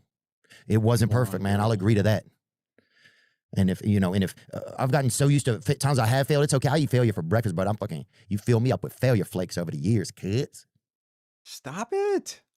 What are you doing? And it's okay, man. That's part of the job. The first team. What is this? How is he funny on stage? What is this? This is really, it's like making me crawl out of my skin. Why does he keep on doing that shit? Who is this funny for? Is this right-wing comedy? Years doing comedy is failure. So much of my life, the best things that have ever happened on my life have been on the other side of failure. This isn't failure. This is you cozying up to the worst people on earth and then paying reparations for it. It's not failure. You succeeded pretty well in what you were doing. You did get them elected. Good job. Good fucking job. And now you're whining like a baby about it. It's not fucking failure. It's you just being a shit person. I don't know. Didn't he just say he rocked that stage? Yeah, half of his audience walked out on him.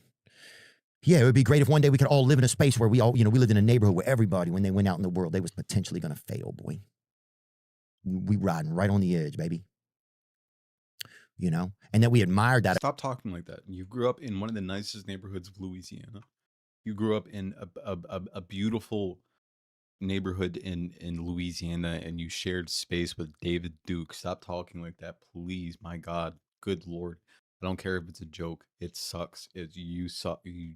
That's disgusting.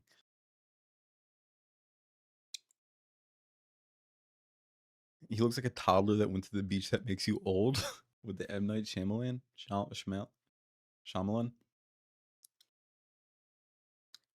about each other. So anyway, I'm not looking to like downplay it or make it, you know, we might reshoot it again. We'll see what happens. And that's it, you know, because if you're not on that risk of failing, I don't know what I'm gonna be. If I'm not on that risk of failing, I don't know what. Why do you talk like that? You have a normal fucking accent. Stop talking like that, please. That sucks. I'm gonna be. It's like a bulb, you know, a plant bulb. If you saw like a plant bulb is kind of brave, right? Like a floral bulb, right? Because if he just stays a bulb, he's just that little green little monster, right? That little nugget. But when he blasts open, he don't know what he's gonna get out that bit, bro. He might be a rose, he might be a daffodil, brother. He might be a damn succubus or whatever. He might be a gladiola. You don't know when you pop that top what you're gonna get out of yourself. Imagine you walk through the woods and all the flowers are just loped out. They all just in hiding, bro. They're all in witness protection program bulbs. But nah, they took that shot. Pow, bitch.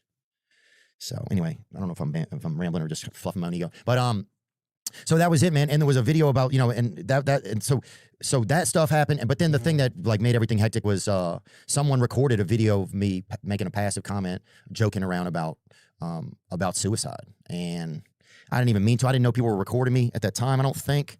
Or I don't think that they are anymore. And I think. Didn't he just say that he doesn't find suicide funny? I don't joke about that. Except when I do. But I don't really. But sometimes I do, but I don't. Okay, bud. I think I got to evolve in my own head that that's how things are now.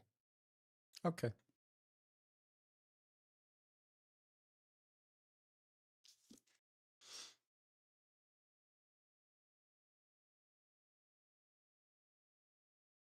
Your face just then should be an emote. We need to make emotes. I gotta make some. I have to make some.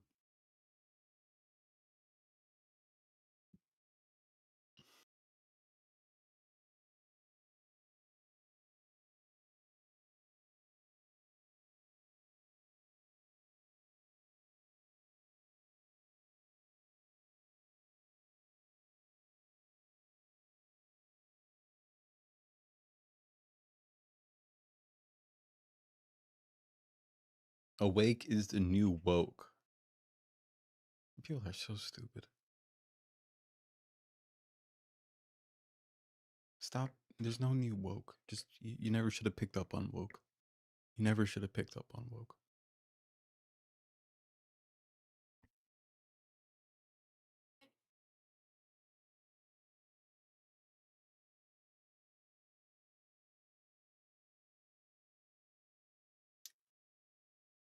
People just eat it up. Eat what up?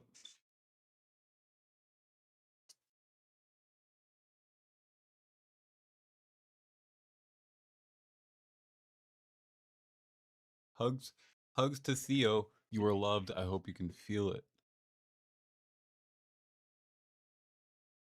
We got your back, Bubba. The US has given birth to some of the worst people on earth and some of the worst phrasing on earth. Bubba, as someone who's dealing with anxiety and depression, always reach out. There was always someone who loves and cares. Peace be with you, brother.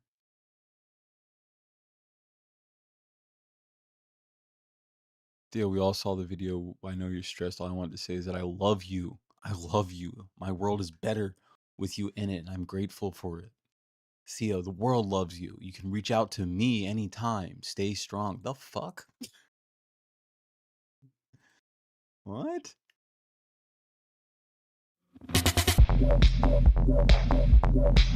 It's a snorkeling channel. Okay, well, that's fun, I guess. Puerto Rico's only snorkel tour to host manatees and turtles in the same location. Fuck yes. Free rum after the tour. Wow.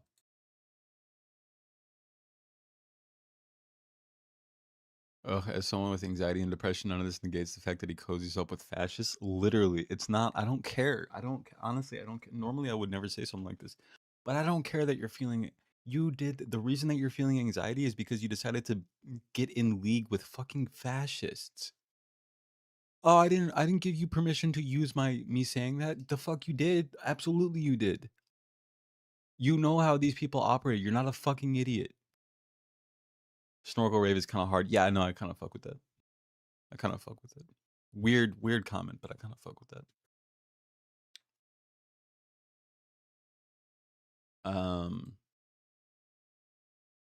Yeah. So, Greta Thun, whatever.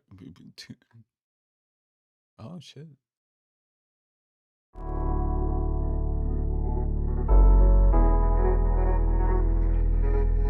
What is that? That's awesome. What is that? That's cool as hell. What the fuck?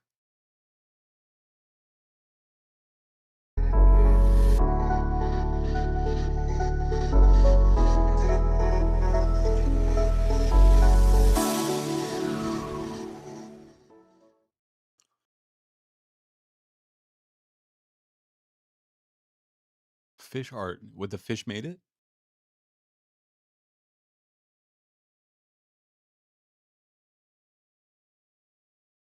God.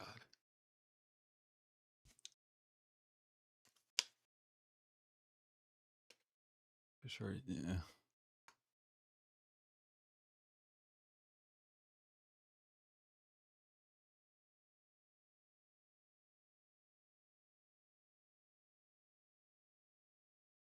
Okay.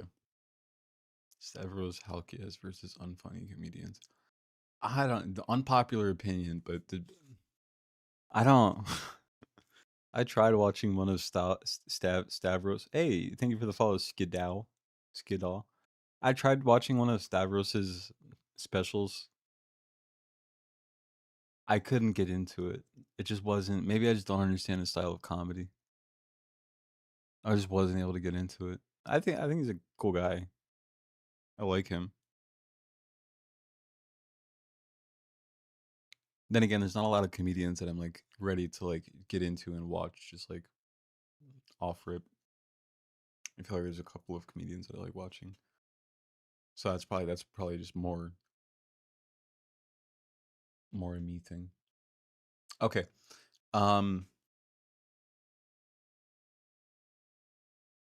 He mostly does crowd work, and that's another thing that I don't really get into that much is, or that I don't watch.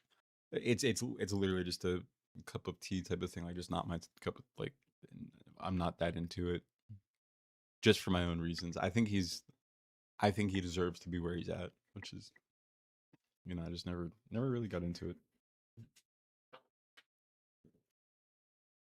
There's some crowd work that's really good.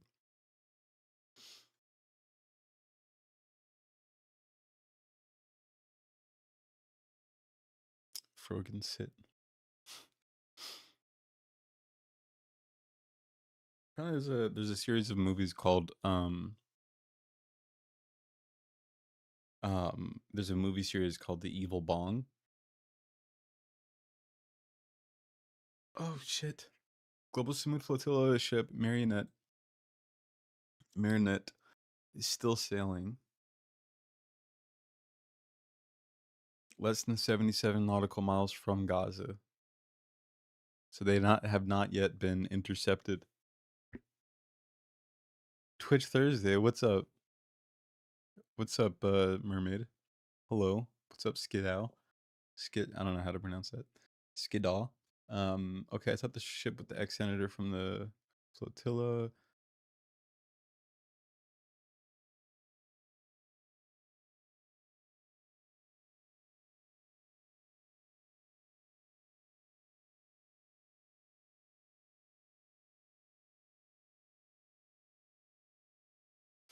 People fighting in the chat.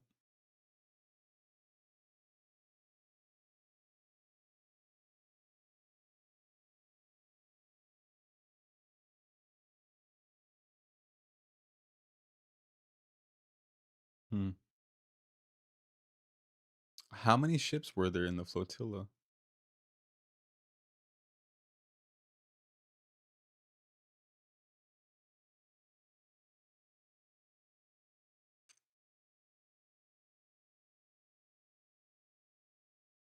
I've seen an Evil Bong movie, rough watch. Really? There's 8 movies in the series, which is kind of insane to me, but it seems interesting, I guess. 40 plus, more than 40 ships in the flotilla. But I saw Greta Thunberg was detained, wasn't she?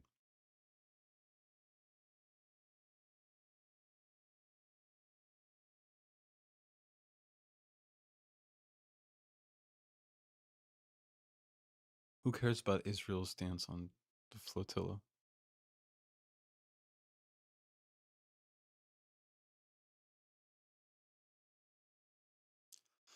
The 3 people from my country were detained today. Shit. You are instructed to change your course. Any further attempts to sail toward Gaza endangers your safety and places you within an active war zone. If you continue on your route and attempt to breach the naval blockade, we will stop your vessel and act to confiscate it through legal proceedings in court. We are here with the conscience of the world moving peacefully in a non-violent humanitarian mission to take this aid. You are not allowed by international law to stop us. Therefore, we do not comply with your request because your request is still an attempt to perpetuate the genocide of the Palestinian people. At the moment we went outside, I could already see their boats coming straight to us, and we are used to the vessels of the flotilla. They are quite slow, but these boats were really fast, and then they were circling Syria's boat. Then they jammed our communications. We didn't have any internet or the cameras anymore. Donc là, vous voyez l'interception. Là, on a un autre bateau qui appartient à la flottille. Et là, tout ce que vous voyez en rouge, les petits bateaux, c'est les Zodiacs, les Israéliens. Şu anda kimyasal fışkırtıyor gemiye. Bak. Kimyasal fışkırtıyor gemiye. Firing a very, very bright light at us, and they're firing water.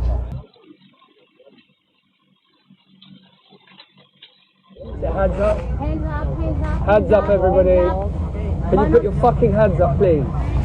Okay, phones on the water, please. Phones on the water. Okay, phones on the water, please. Phones on the water.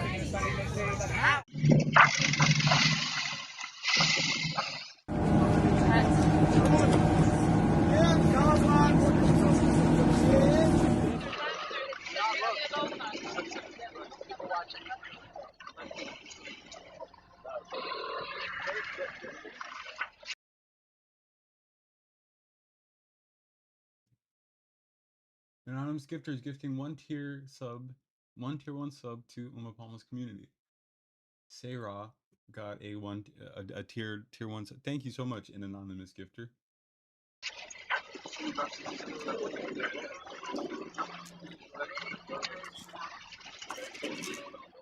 How did they miss one ship?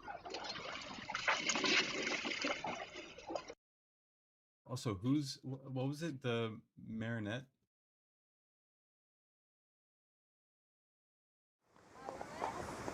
We're here walking along the beach in Tel Aviv, and as you can see, there are people out, their families out.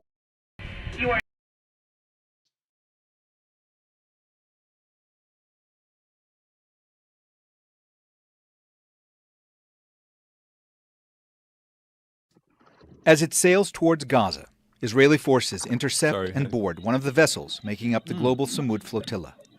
With those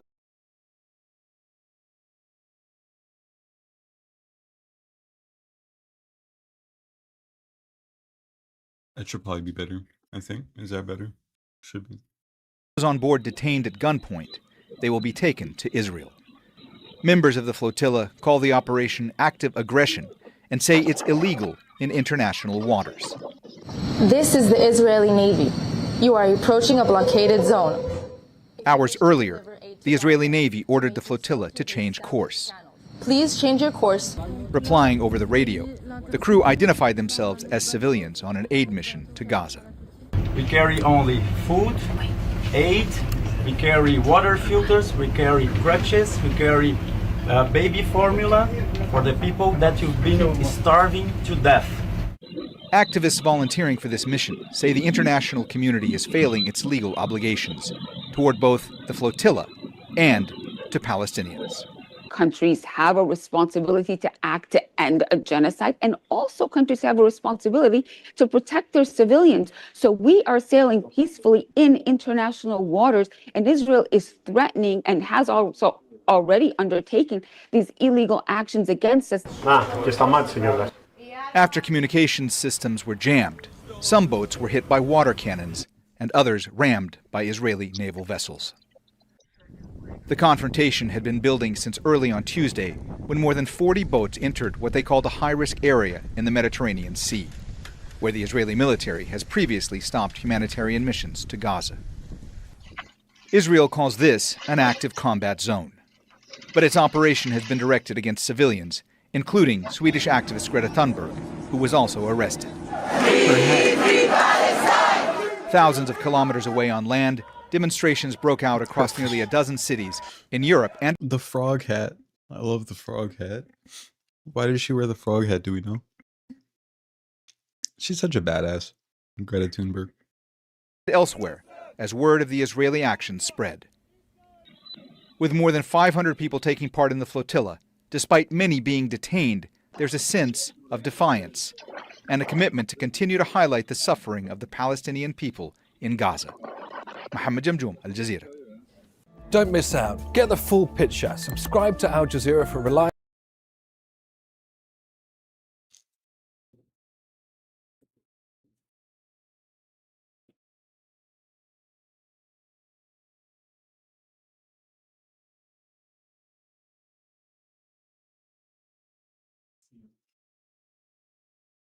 So, sorry. But as far as I know, so there was Greece, Spain, and Italy that had sent warships, I believe. That was one of the last updates.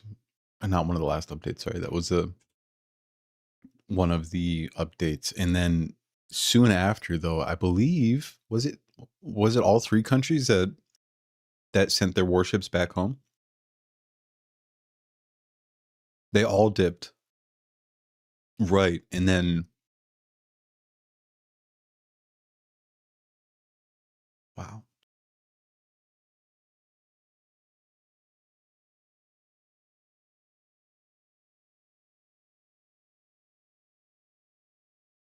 Jesus Christ. How terrifying.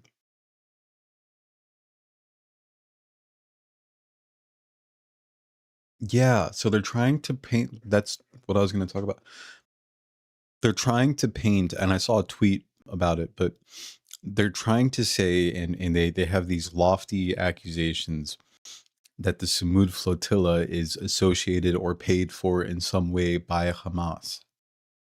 And they're doing that from just initial impressions in order to authorize some sort of an action and manufacture consent for doing something to these people, to say that they're militants or they're combatants in some way, which is scary as hell. But Thunberg and her flotilla are safe and healthy and are being transported to a near. Greta Thunberg has been outspoken in her criticism of Israel, but that didn't stop the Israeli Navy from giving the flotilla plenty of warning before the interception and ensuring the health and safety of the activists on board bound for Gaza. This is the Israeli Navy. You are approaching a blockaded zone. If you wish to deliver aid to Gaza, you may do so through the established channels.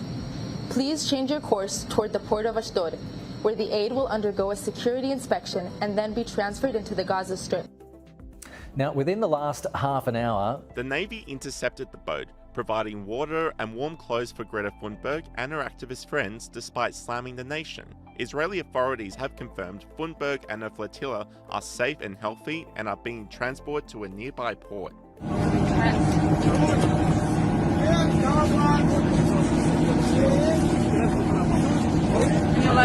The intercept just came one day after Greta Thunberg released a scattering. They were so nice to her, guys. Folks, they were so nice to her. They gave her a jacket. They gave Greta a jacket after she said mean things about them. And you can't say that about every nation, only Israel. Guys, they did not kill the civilian on sight. They're so nice. Video from the boat where she accused Israel of human rights violations. My name is Kate Thunberg and I'm currently on board the boat Alma as part of the Global Smooth Flotilla, a peaceful humanitarian mission to deliver aid to the civilian population of Gaza and to break Israel's illegal and inhumane siege. And it is likely to believe that we will be intercepted tonight by Israel, which would be a blatant violation of humanitarian and maritime law. Israel is not immune to international law. They must be held accountable for their war crimes. Stop the genocide, stop the occupation, and free Palestine. And as she set sail, Thunberg was resolute in her mission, saying she's not scared of Israel.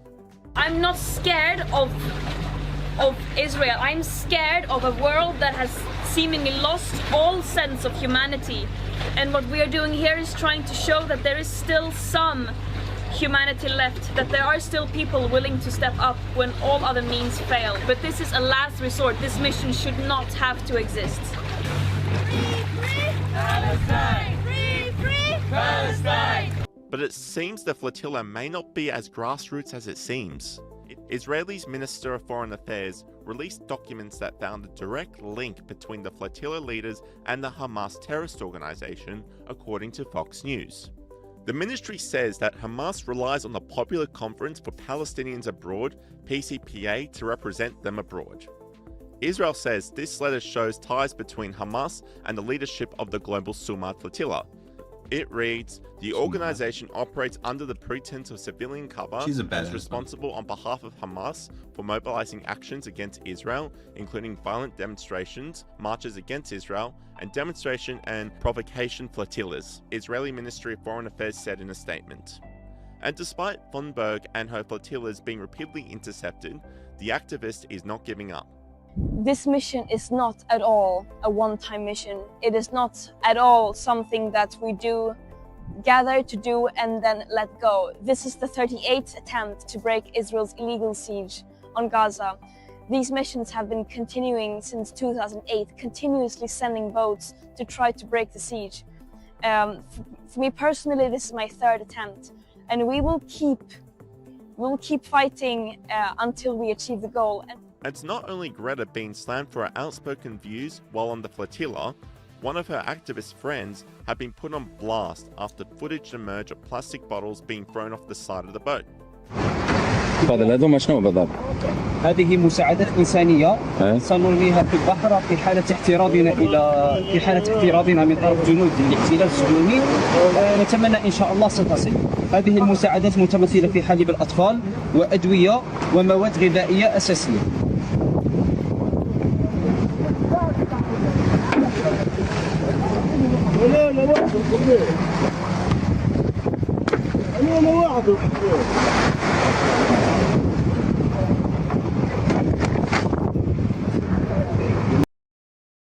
So they're trying to say that this person was being are they trying to condemn this guy for throwing shit off of? So I saw a TikTok of a Palestinian who received a bottle of grain from the sea. Yeah, I mean, it's not stuff washes ashore. That's how things happen. Maybe it's like a last ditch attempt because they know that they're going to be intercepted, but they're trying to paint them as bad people because they're throwing bottles to people who are being genocided. The way these people give weight to, wow, it's Sky News. It's Sky News Australia. It's a Murdoch company. So yeah. They say activist friends. And it might have worked, according to Halloween Beanie Baby's comment, that, you know, maybe they did get that I'm back. He wasn't in jail. Hell yeah. Nice. Cool. Good to hear. But, you know, it might have worked, at least for one group of people, that they received a bottle of grain. So, but it's just hilarious how they're trying to paint them like this, and yeah, giving so much credibility to the fucking ambassador of Israel, like of the combatant country. They always do that. Like, I don't, you know, obviously we've established this already, that people go off of Israel's claims, which is just insane to me, because they are the combatant country. It doesn't matter which, you know, the morality of whatever side that they're on, but they are from the combatant country, so there's no reason to believe what they're saying.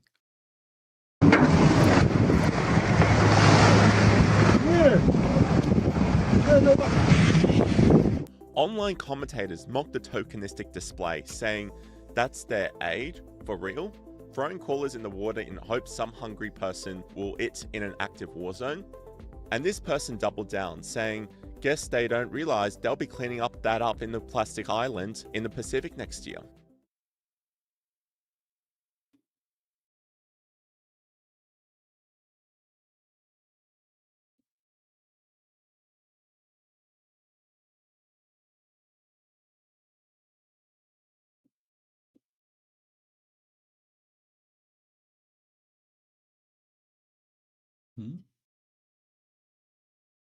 When was this? 10 hours ago? Rome unites in protest Maloney's Israel policy under siege. Wait, Maloney is pro... I don't know much about Italian politics, but Prime Minister Mellon. Is she Prime Minister or President? Prime Minister. I don't know much about her politics. Brothers of Italy. Fascists. 100%. No benefit to the Palestinians. Maloney repeats criticism of Gaza flotilla. Yeah, okay. Maloney is right-wing or right? They need an underwater aid vessel, like some device that travels there under the radar. Would they be able to do that though? Can't you detect like submarines from a? Aren't you able to detect submarines? Right wing. No, you don't have to apologize. I assume that's what you meant because I don't think anybody in this chat agrees with Giorgia Maloney. She is from the party that was, I believe, founded by the granddaughter of Mussolini is somehow associated with her. That's all I don't know much about her, but except that. Rome, October 2nd, 2025. The streets of central Rome filled with the sound of chants, smoke flares, and marching footsteps as thousands of demonstrators poured out of the city's main train station. Their anger was directed at the Israeli interception of a Gaza-bound aid flotilla, an incident that has rippled far beyond the Mediterranean waters. For many in Italy's capital, the protest was not just a symbolic gathering. It became a decisive political act, bolstered by Italy's largest trade unions, which have called for a nationwide general strike on Friday, October 3. The demonstration started at Rome's bustling Termini station, where activists unfurled a massive banner. They'll probably be able to track submarines, no problem, just like they do with boats, unfortunately. Yeah, but... Yeah. But they do, I agree, they do need some other way to be able to get... Or, I don't know, maybe the persistence would work.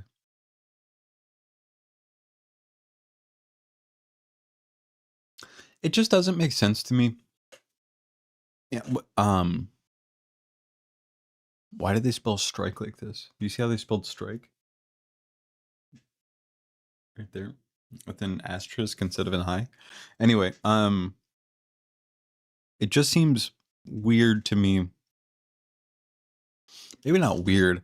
I'm just surprised that the IDF hasn't done something to the flotilla. I mean, they did something, I believe, in 2010, where they killed a bunch of people on board of one of the flotillas.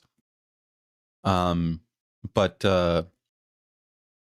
maybe the persistence is key. Like if they just keep on sending fleets of these, flotillas to the shore, if only to drum up awareness of what's happening. I think that might work, but the submarine or like an underwater device, I feel like could also get spun very easily by the Israel lobby as some sort of a combatant device, maybe. I don't know, but you're right, Stray, that they need some. If the objective is not just to, which obviously I 100% Hamas submarine. They also send well-known people. Yeah. not that I like. There's obviously I support only drumming up support and not actually being able to get aid there. Not drumming up support, but like rallying support and not actually able to get aid there. It's still worthwhile in my opinion. But if they're going to be able to get actual aid there under Israel's noses, I feel like there's got to be a different way. But anything by air or underwater might set off some sort of reaction. One of our representatives is a member of parliament that is on the flotilla. That read, "Break with Israel. Let's block everything. General strike October 3rd. Stop genocide." The slogan set the tone for what would become a day of intense protest and defiance. Witnesses described a crowd determined to make its voice heard. Protesters carried placards showing support for the flotilla, which had been carrying humanitarian supplies, medical kits, food and water to civilians in Gaza before it was intercepted at sea. From the early hours, small groups converged at the train station and quickly turned it into the focal point of the rally. Demonstrators blocked traffic outside the terminal, waving Palestinian flags and shouting slogans. Some chanted, "Strike, strike," as they advanced in waves, while others lit red smoke flares that... Why are they censoring the word strike? Is this like an AI channel or something? What is this? The voice is definitely AI, or just like, I don't know what it is. But what is this? This is filled weird. the morning air. The columns of coloured smoke became a vivid marker of the anger rising in the heart of the Italian capital. As the day progressed, the protesters began a march from Termini station towards Palazzo Chigi, the official office of the Italian Prime Minister. Their objective was clear: to confront the government and demand a stronger stance against Israel's actions. When the marchers approached the streets leading to Palazzo Chigi, they were met by lines of Italian police officers. The scene quickly turned tense, with riot police forming barricades to prevent the crowd from advancing any further. For several minutes, the atmosphere teetered between confrontation and negotiation. Some protesters continued chanting slogans, including the provocative, "Whoever doesn't jump is a Zionist." Yet, after discussions between protest organisers and police, a compromise was reached. The demonstrators were allowed to continue their march, not towards the front of the Prime Minister's office as originally planned, but to Piazza San Silvestro, a nearby square that became the final rallying point for the day. Italy's major trade unions played a significant role in amplifying the call for protest. Several Labour leaders have described the Israeli interception of the flotilla as a violation of international norms and a humanitarian tragedy that required a united response. Union representatives emphasised that halting work for a day was necessary to send a clear message. Their appeal for a general strike on October 3rd has gained traction among transportation, education and public sector workers, threatening to disrupt key services across the country. A Labour organiser in Rome told reporters that Italy could not remain passive in the face of what he described as complicity in violence. He warned that the protests would continue if the government did not demand accountability from Israel. The Gaza-bound flotilla, often referred to by its organisers as a peace convoy, carried essential supplies intended for civilians trapped in the besieged Palestinian enclave. According to international relief groups, the flotilla included tons of food, medicine and water purifiers. Damn. Imagine us going on a general strike.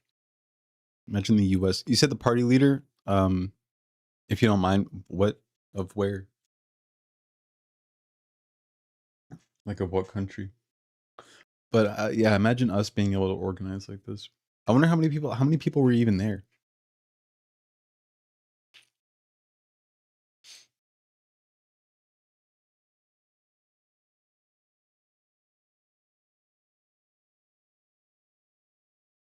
Calorie mate torpedo.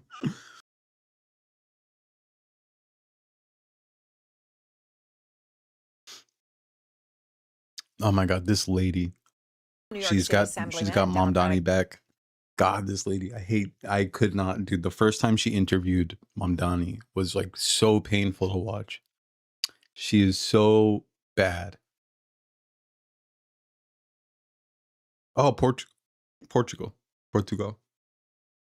Nominee for New York Mayor Zoran Mamdani, and I so much appreciate your time, Assemblyman. And President Trump has just spoken out on Eric Adams getting out of the New York mayor race. And he told Reuters, called him on the phone and said, I think that gives Andrew Cuomo a much better chance.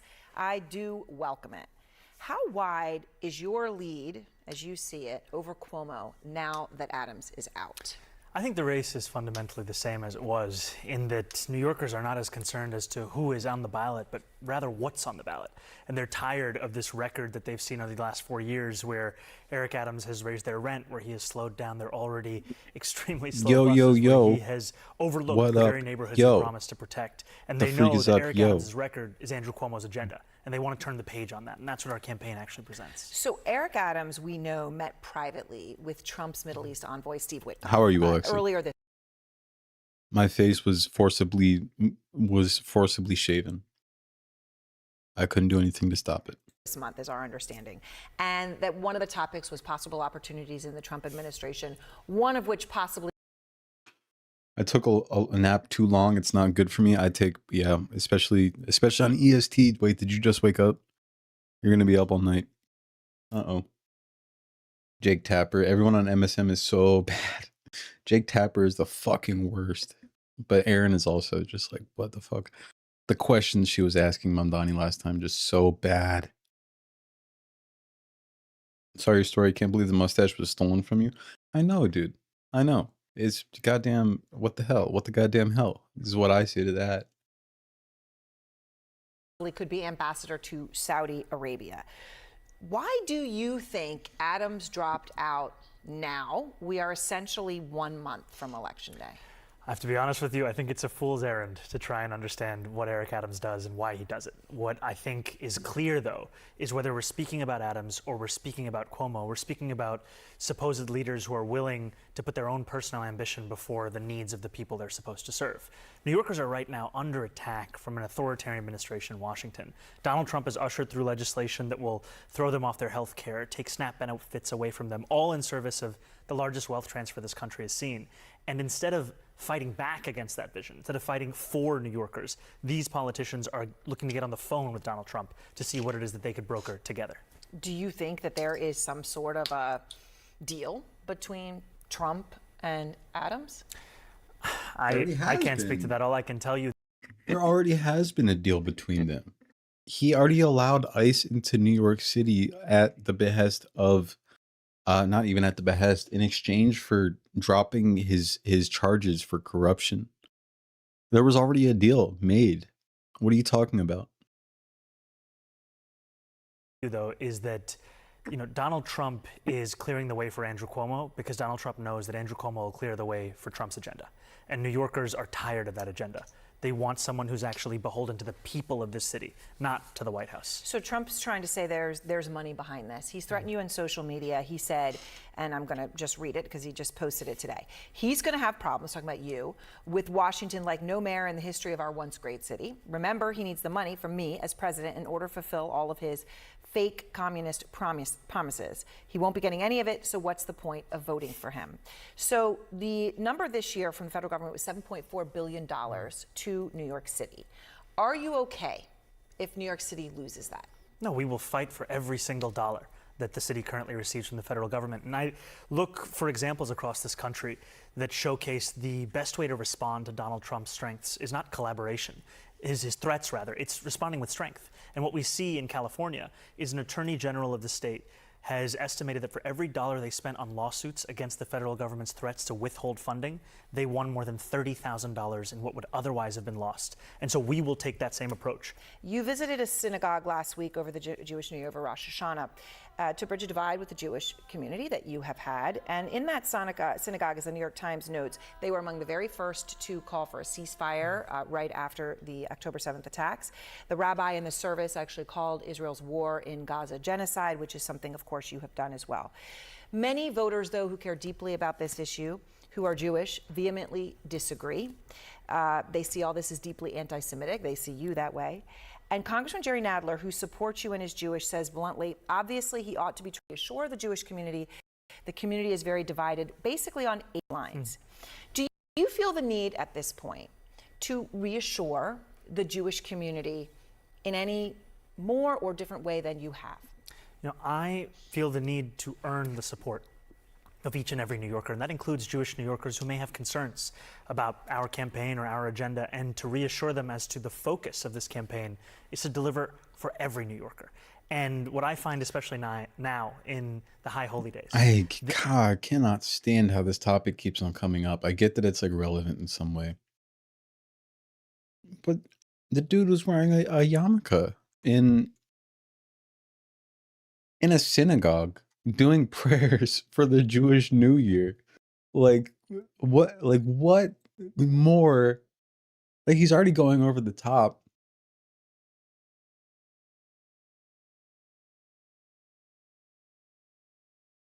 He's already going over the top in order to, not even over the top, like maybe it's important, but to show that he has no anti-Semitism in him. And these fucking news networks, it's just, I know that it's why it happens, but it's just so annoying to see them keep on just fucking hammering it home. Like these people are emotionless weirdos. I cannot stand listening to them.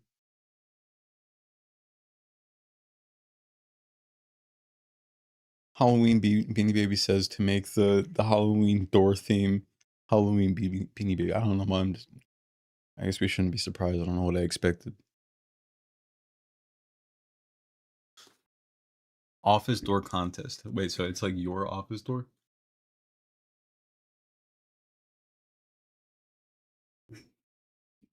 Hmm.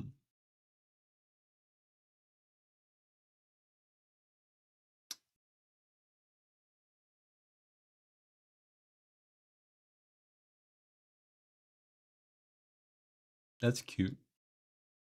You can't see them. That's a cute one, kind of.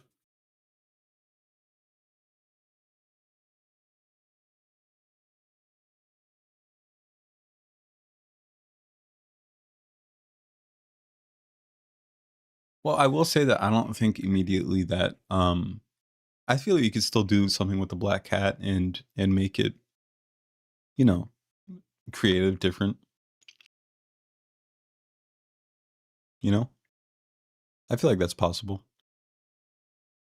You can still do the black hat thing. I just don't know what. Maybe if you had a black hat with a little witch's hat on it.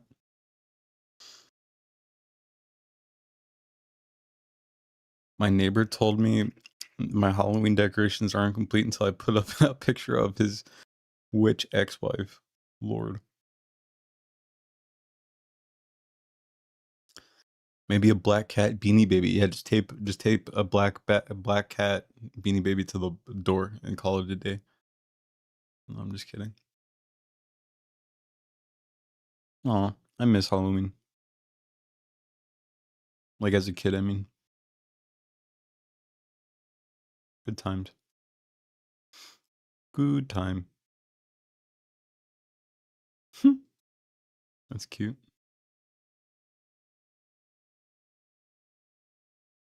Is a cute one. This old Frankenstein guy. Anyway. Yeah. This is a time when Jewish New Yorkers, especially with Yom Kippur, will reflect, will atone, will do the hard work of looking inward. And I think that our politics, our city, could do very well, frankly, to emulate those lessons and actually to be able to reflect upon what has worked and not worked in this city. And I was really privileged to be at that Rosh Hashanah service. I had an older Jewish woman come up to me and give me a sticker that said, "Reject the smear campaign, join the Schmear campaign." It was a sticker of a bagel and why she was supporting our campaign. And I'm looking forward to attending a number of services for Yom Kippur with Congressman Nadler as we continue to bring this message to each and every Jewish New Yorker across the 5 boroughs. So Israeli Prime Minister Benjamin Netanyahu is visiting the White House as we are talking today. He addressed the UN General Assembly here just a few days ago in New York. Now, the International Criminal Court has a warrant out for his address. They say that they accuse him of crimes against humanity. You have called, as I mentioned, Netanyahu's actions in Gaza genocide. It's going to become not just a rhetorical, but a question rooted in reality if you are mayor. As mayor of New York, you will oversee the next UN General Assembly, right, if you're mayor. Will you abide by the International Criminal Court? Will you have Prime Minister Netanyahu arrested if he's here? Look, I've said time and time again that this is a city that believes in international law, This is a city whose values are ones that deserve to actually be reflected in our commitments. And I think that our city should uphold the warrants the International Criminal Court issues, whether it be for Benjamin Netanyahu or Vladimir Putin. And also, I am not Donald Trump. I will follow the laws as they are, as opposed to bend them to my own will. So we will pursue every legal avenue to ensure that that accountability is present. And the reason for that is that the context we are speaking about, this is a man who has orchestrated a genocide that has killed one Palestinian child every hour for close to 2 years. This is someone whose conduct I hear about from New Yorkers across the 5 boroughs. And they come to me with a horror at what they have witnessed. And for some New Yorkers, a horror as to what they have lost. There was a Palestinian New Yorker who spoke to me about losing 85 members of her family who were all killed by the Israeli military in Gaza. It's unconscionable. And a mayor's responsibility is to the people of this city. My town has a big celebration on our main street for Halloween. Brings back that kid-like feeling a bit. Oh, that's nice. Yeah, I wish I had. At times, I like living like in the middle of nowhere, because I do live in the middle of nowhere, and I don't really have neighbors, and I definitely don't have a main street. But growing up, like I lived in like the burbs kind of, and it was just such a nice feeling of like going out and like the entire, like all of the streets on my block are just like a buzz. There's just people everywhere. You meet people that you didn't know even lived near you, and I don't know, just running around with your friends as a kid and running away from Halloween decorations and shit. Shit was so fun. Such a good time. And just costuming in general was awesome. So fun. Like Courage the Cowardly Dog. Yeah, exactly like that.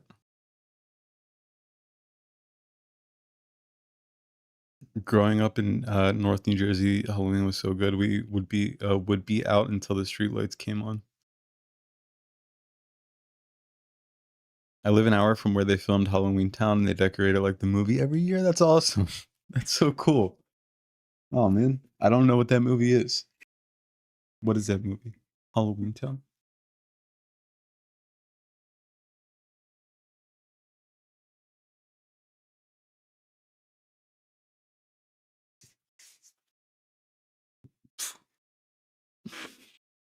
Uma, what?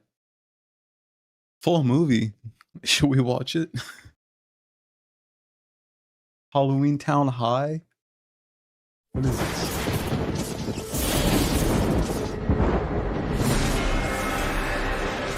Should we watch it in the Discord later? For 1,000 years the worlds divide. Creatures of magic in Halloween Town reside. Witches and goblins forced to take flight, driven away by evil This is iron cool. knights. But the era Halloween Town High. That's what it says, yeah.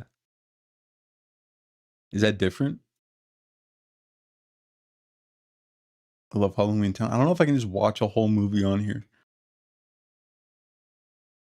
I don't know if that's allowed. Is it? This is the third one. Oh.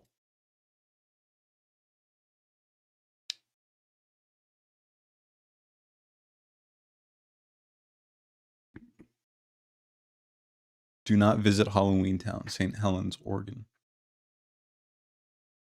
Oh, that looks fun. That looks so fun.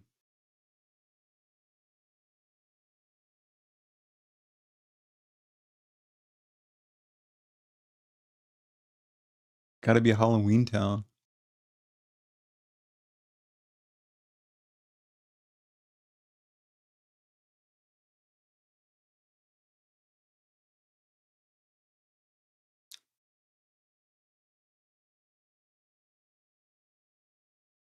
I'm so sick of this.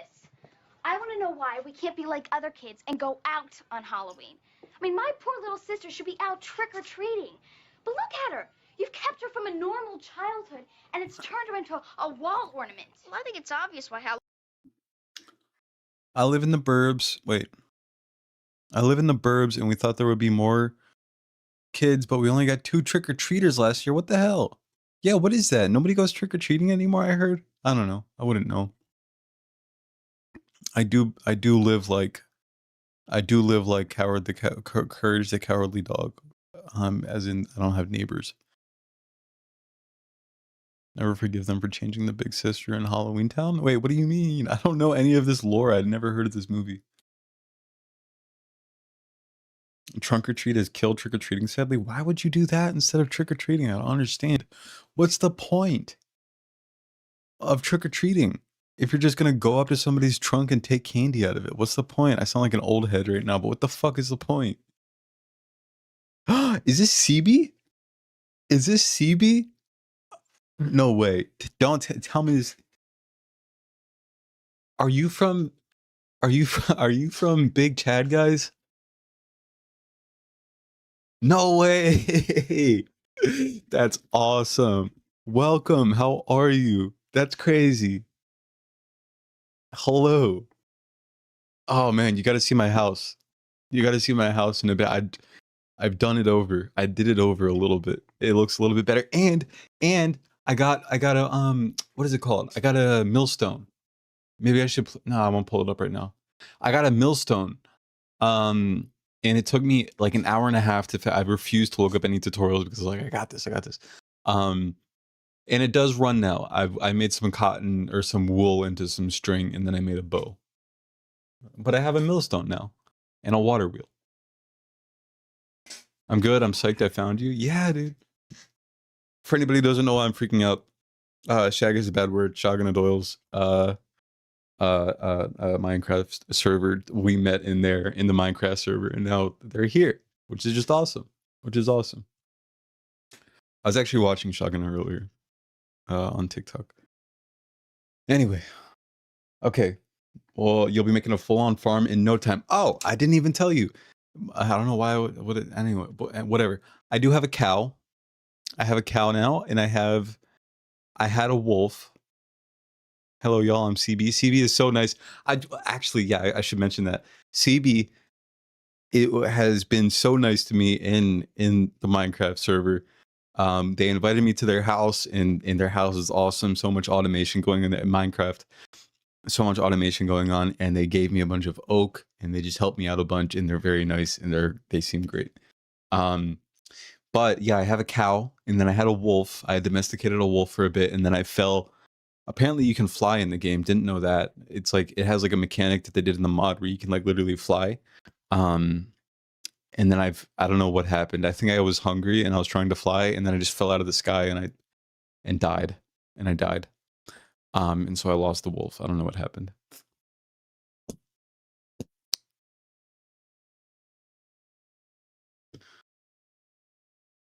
Thank you being nice to Uma CB.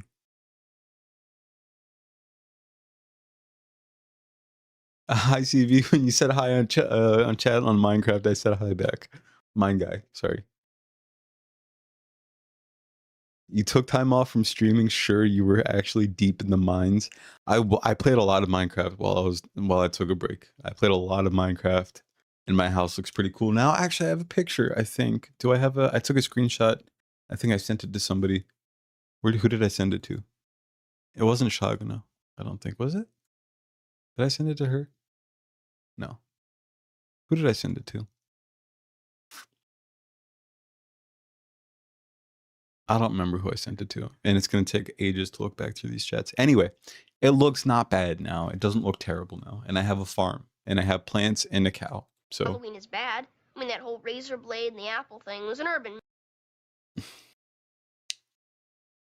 taking a mental health break, playing Minecraft. That is, come on. All right, what is this? What is? Hold up.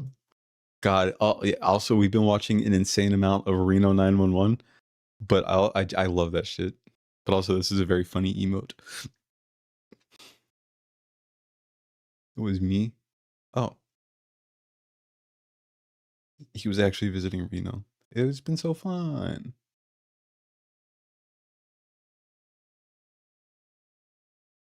I love Minecraft binges. Yeah, you can't find crime if you ain't cute. If you ain't cute.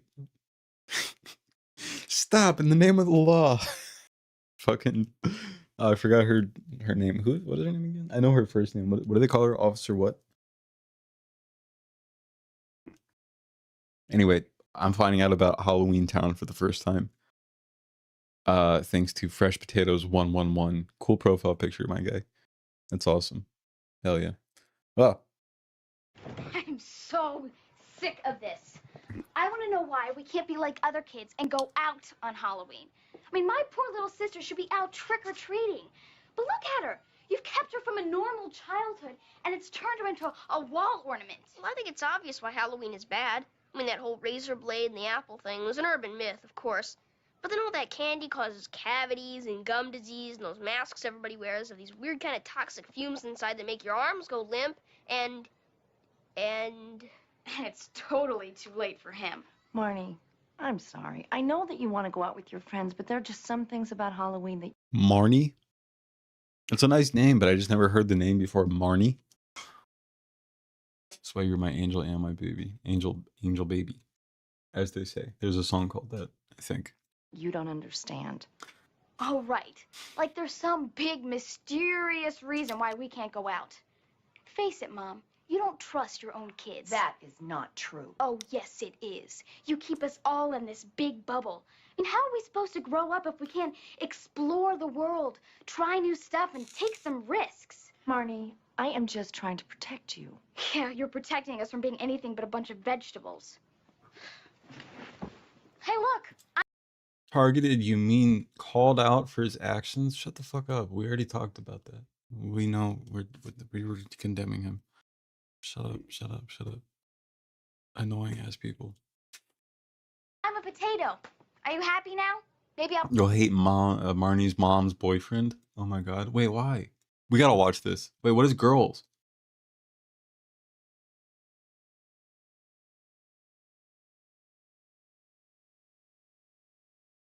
Wait, what? Okay, I've been wanting to rewatch anyway. Uma, please. Okay, wait. Halloween Town or Girls? I don't... Which one?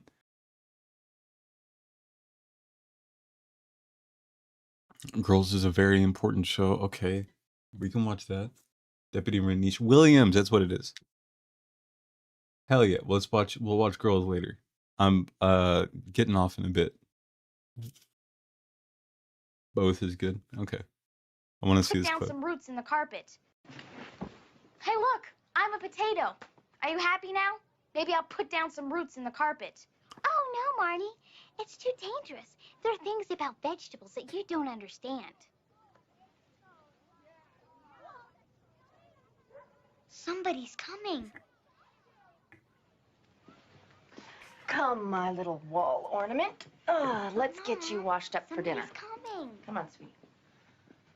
You're not being annoying. Why are you so obsessed with Halloween?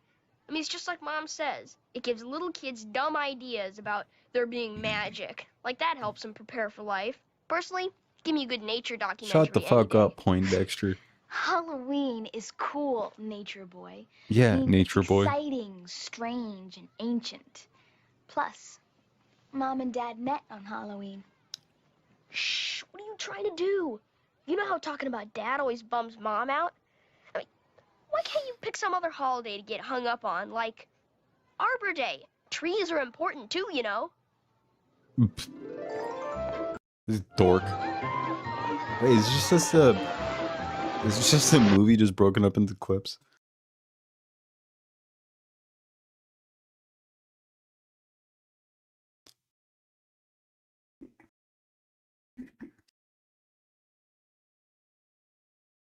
Fucking Arbor Day, what a nerd. Am I right? What the hell?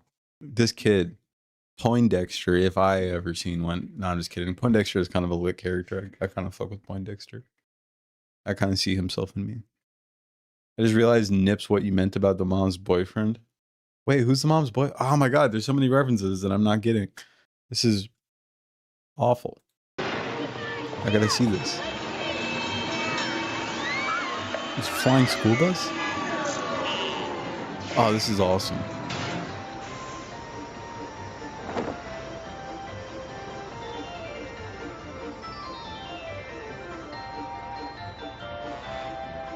It's Mary Poppins. That's in the sequel? Oh, come on. Come on. Suit yourself. Meemaw. What is this?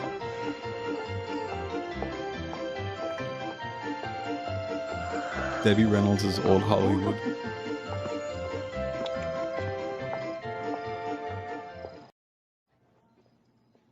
Huh. Okay. This looks good to watch. Okay. What a cool, I just want to see what this is. FCC be okay, Doctor? What is this? South Park goes after the FCC chair in latest episode. Is that JD Vance? Bones are healing, so he may regain full range of motion. But if the toxoplasmosis parasite gets to his brain, I'm afraid he may lose his freedom of speech. Okay. Anyway, folks, I'm gonna call it there. It was, I know it was a short stream today. It was only 3 hours, but I'll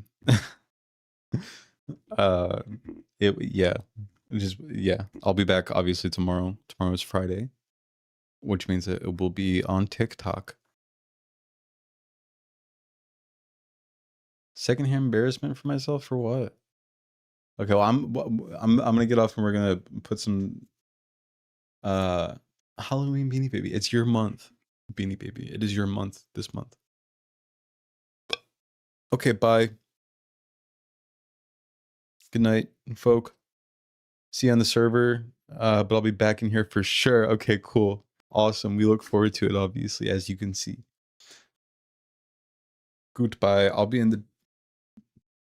Excuse me. Jeez. I'll be in the Discord watching stuff regardless. So, anybody's welcome to join. Anyway. Peace out. Peace out. It's time to peace out. All right. Bye. Bye. Bye, Silent. Bye, all the YouTube watchers. Bye, Mason.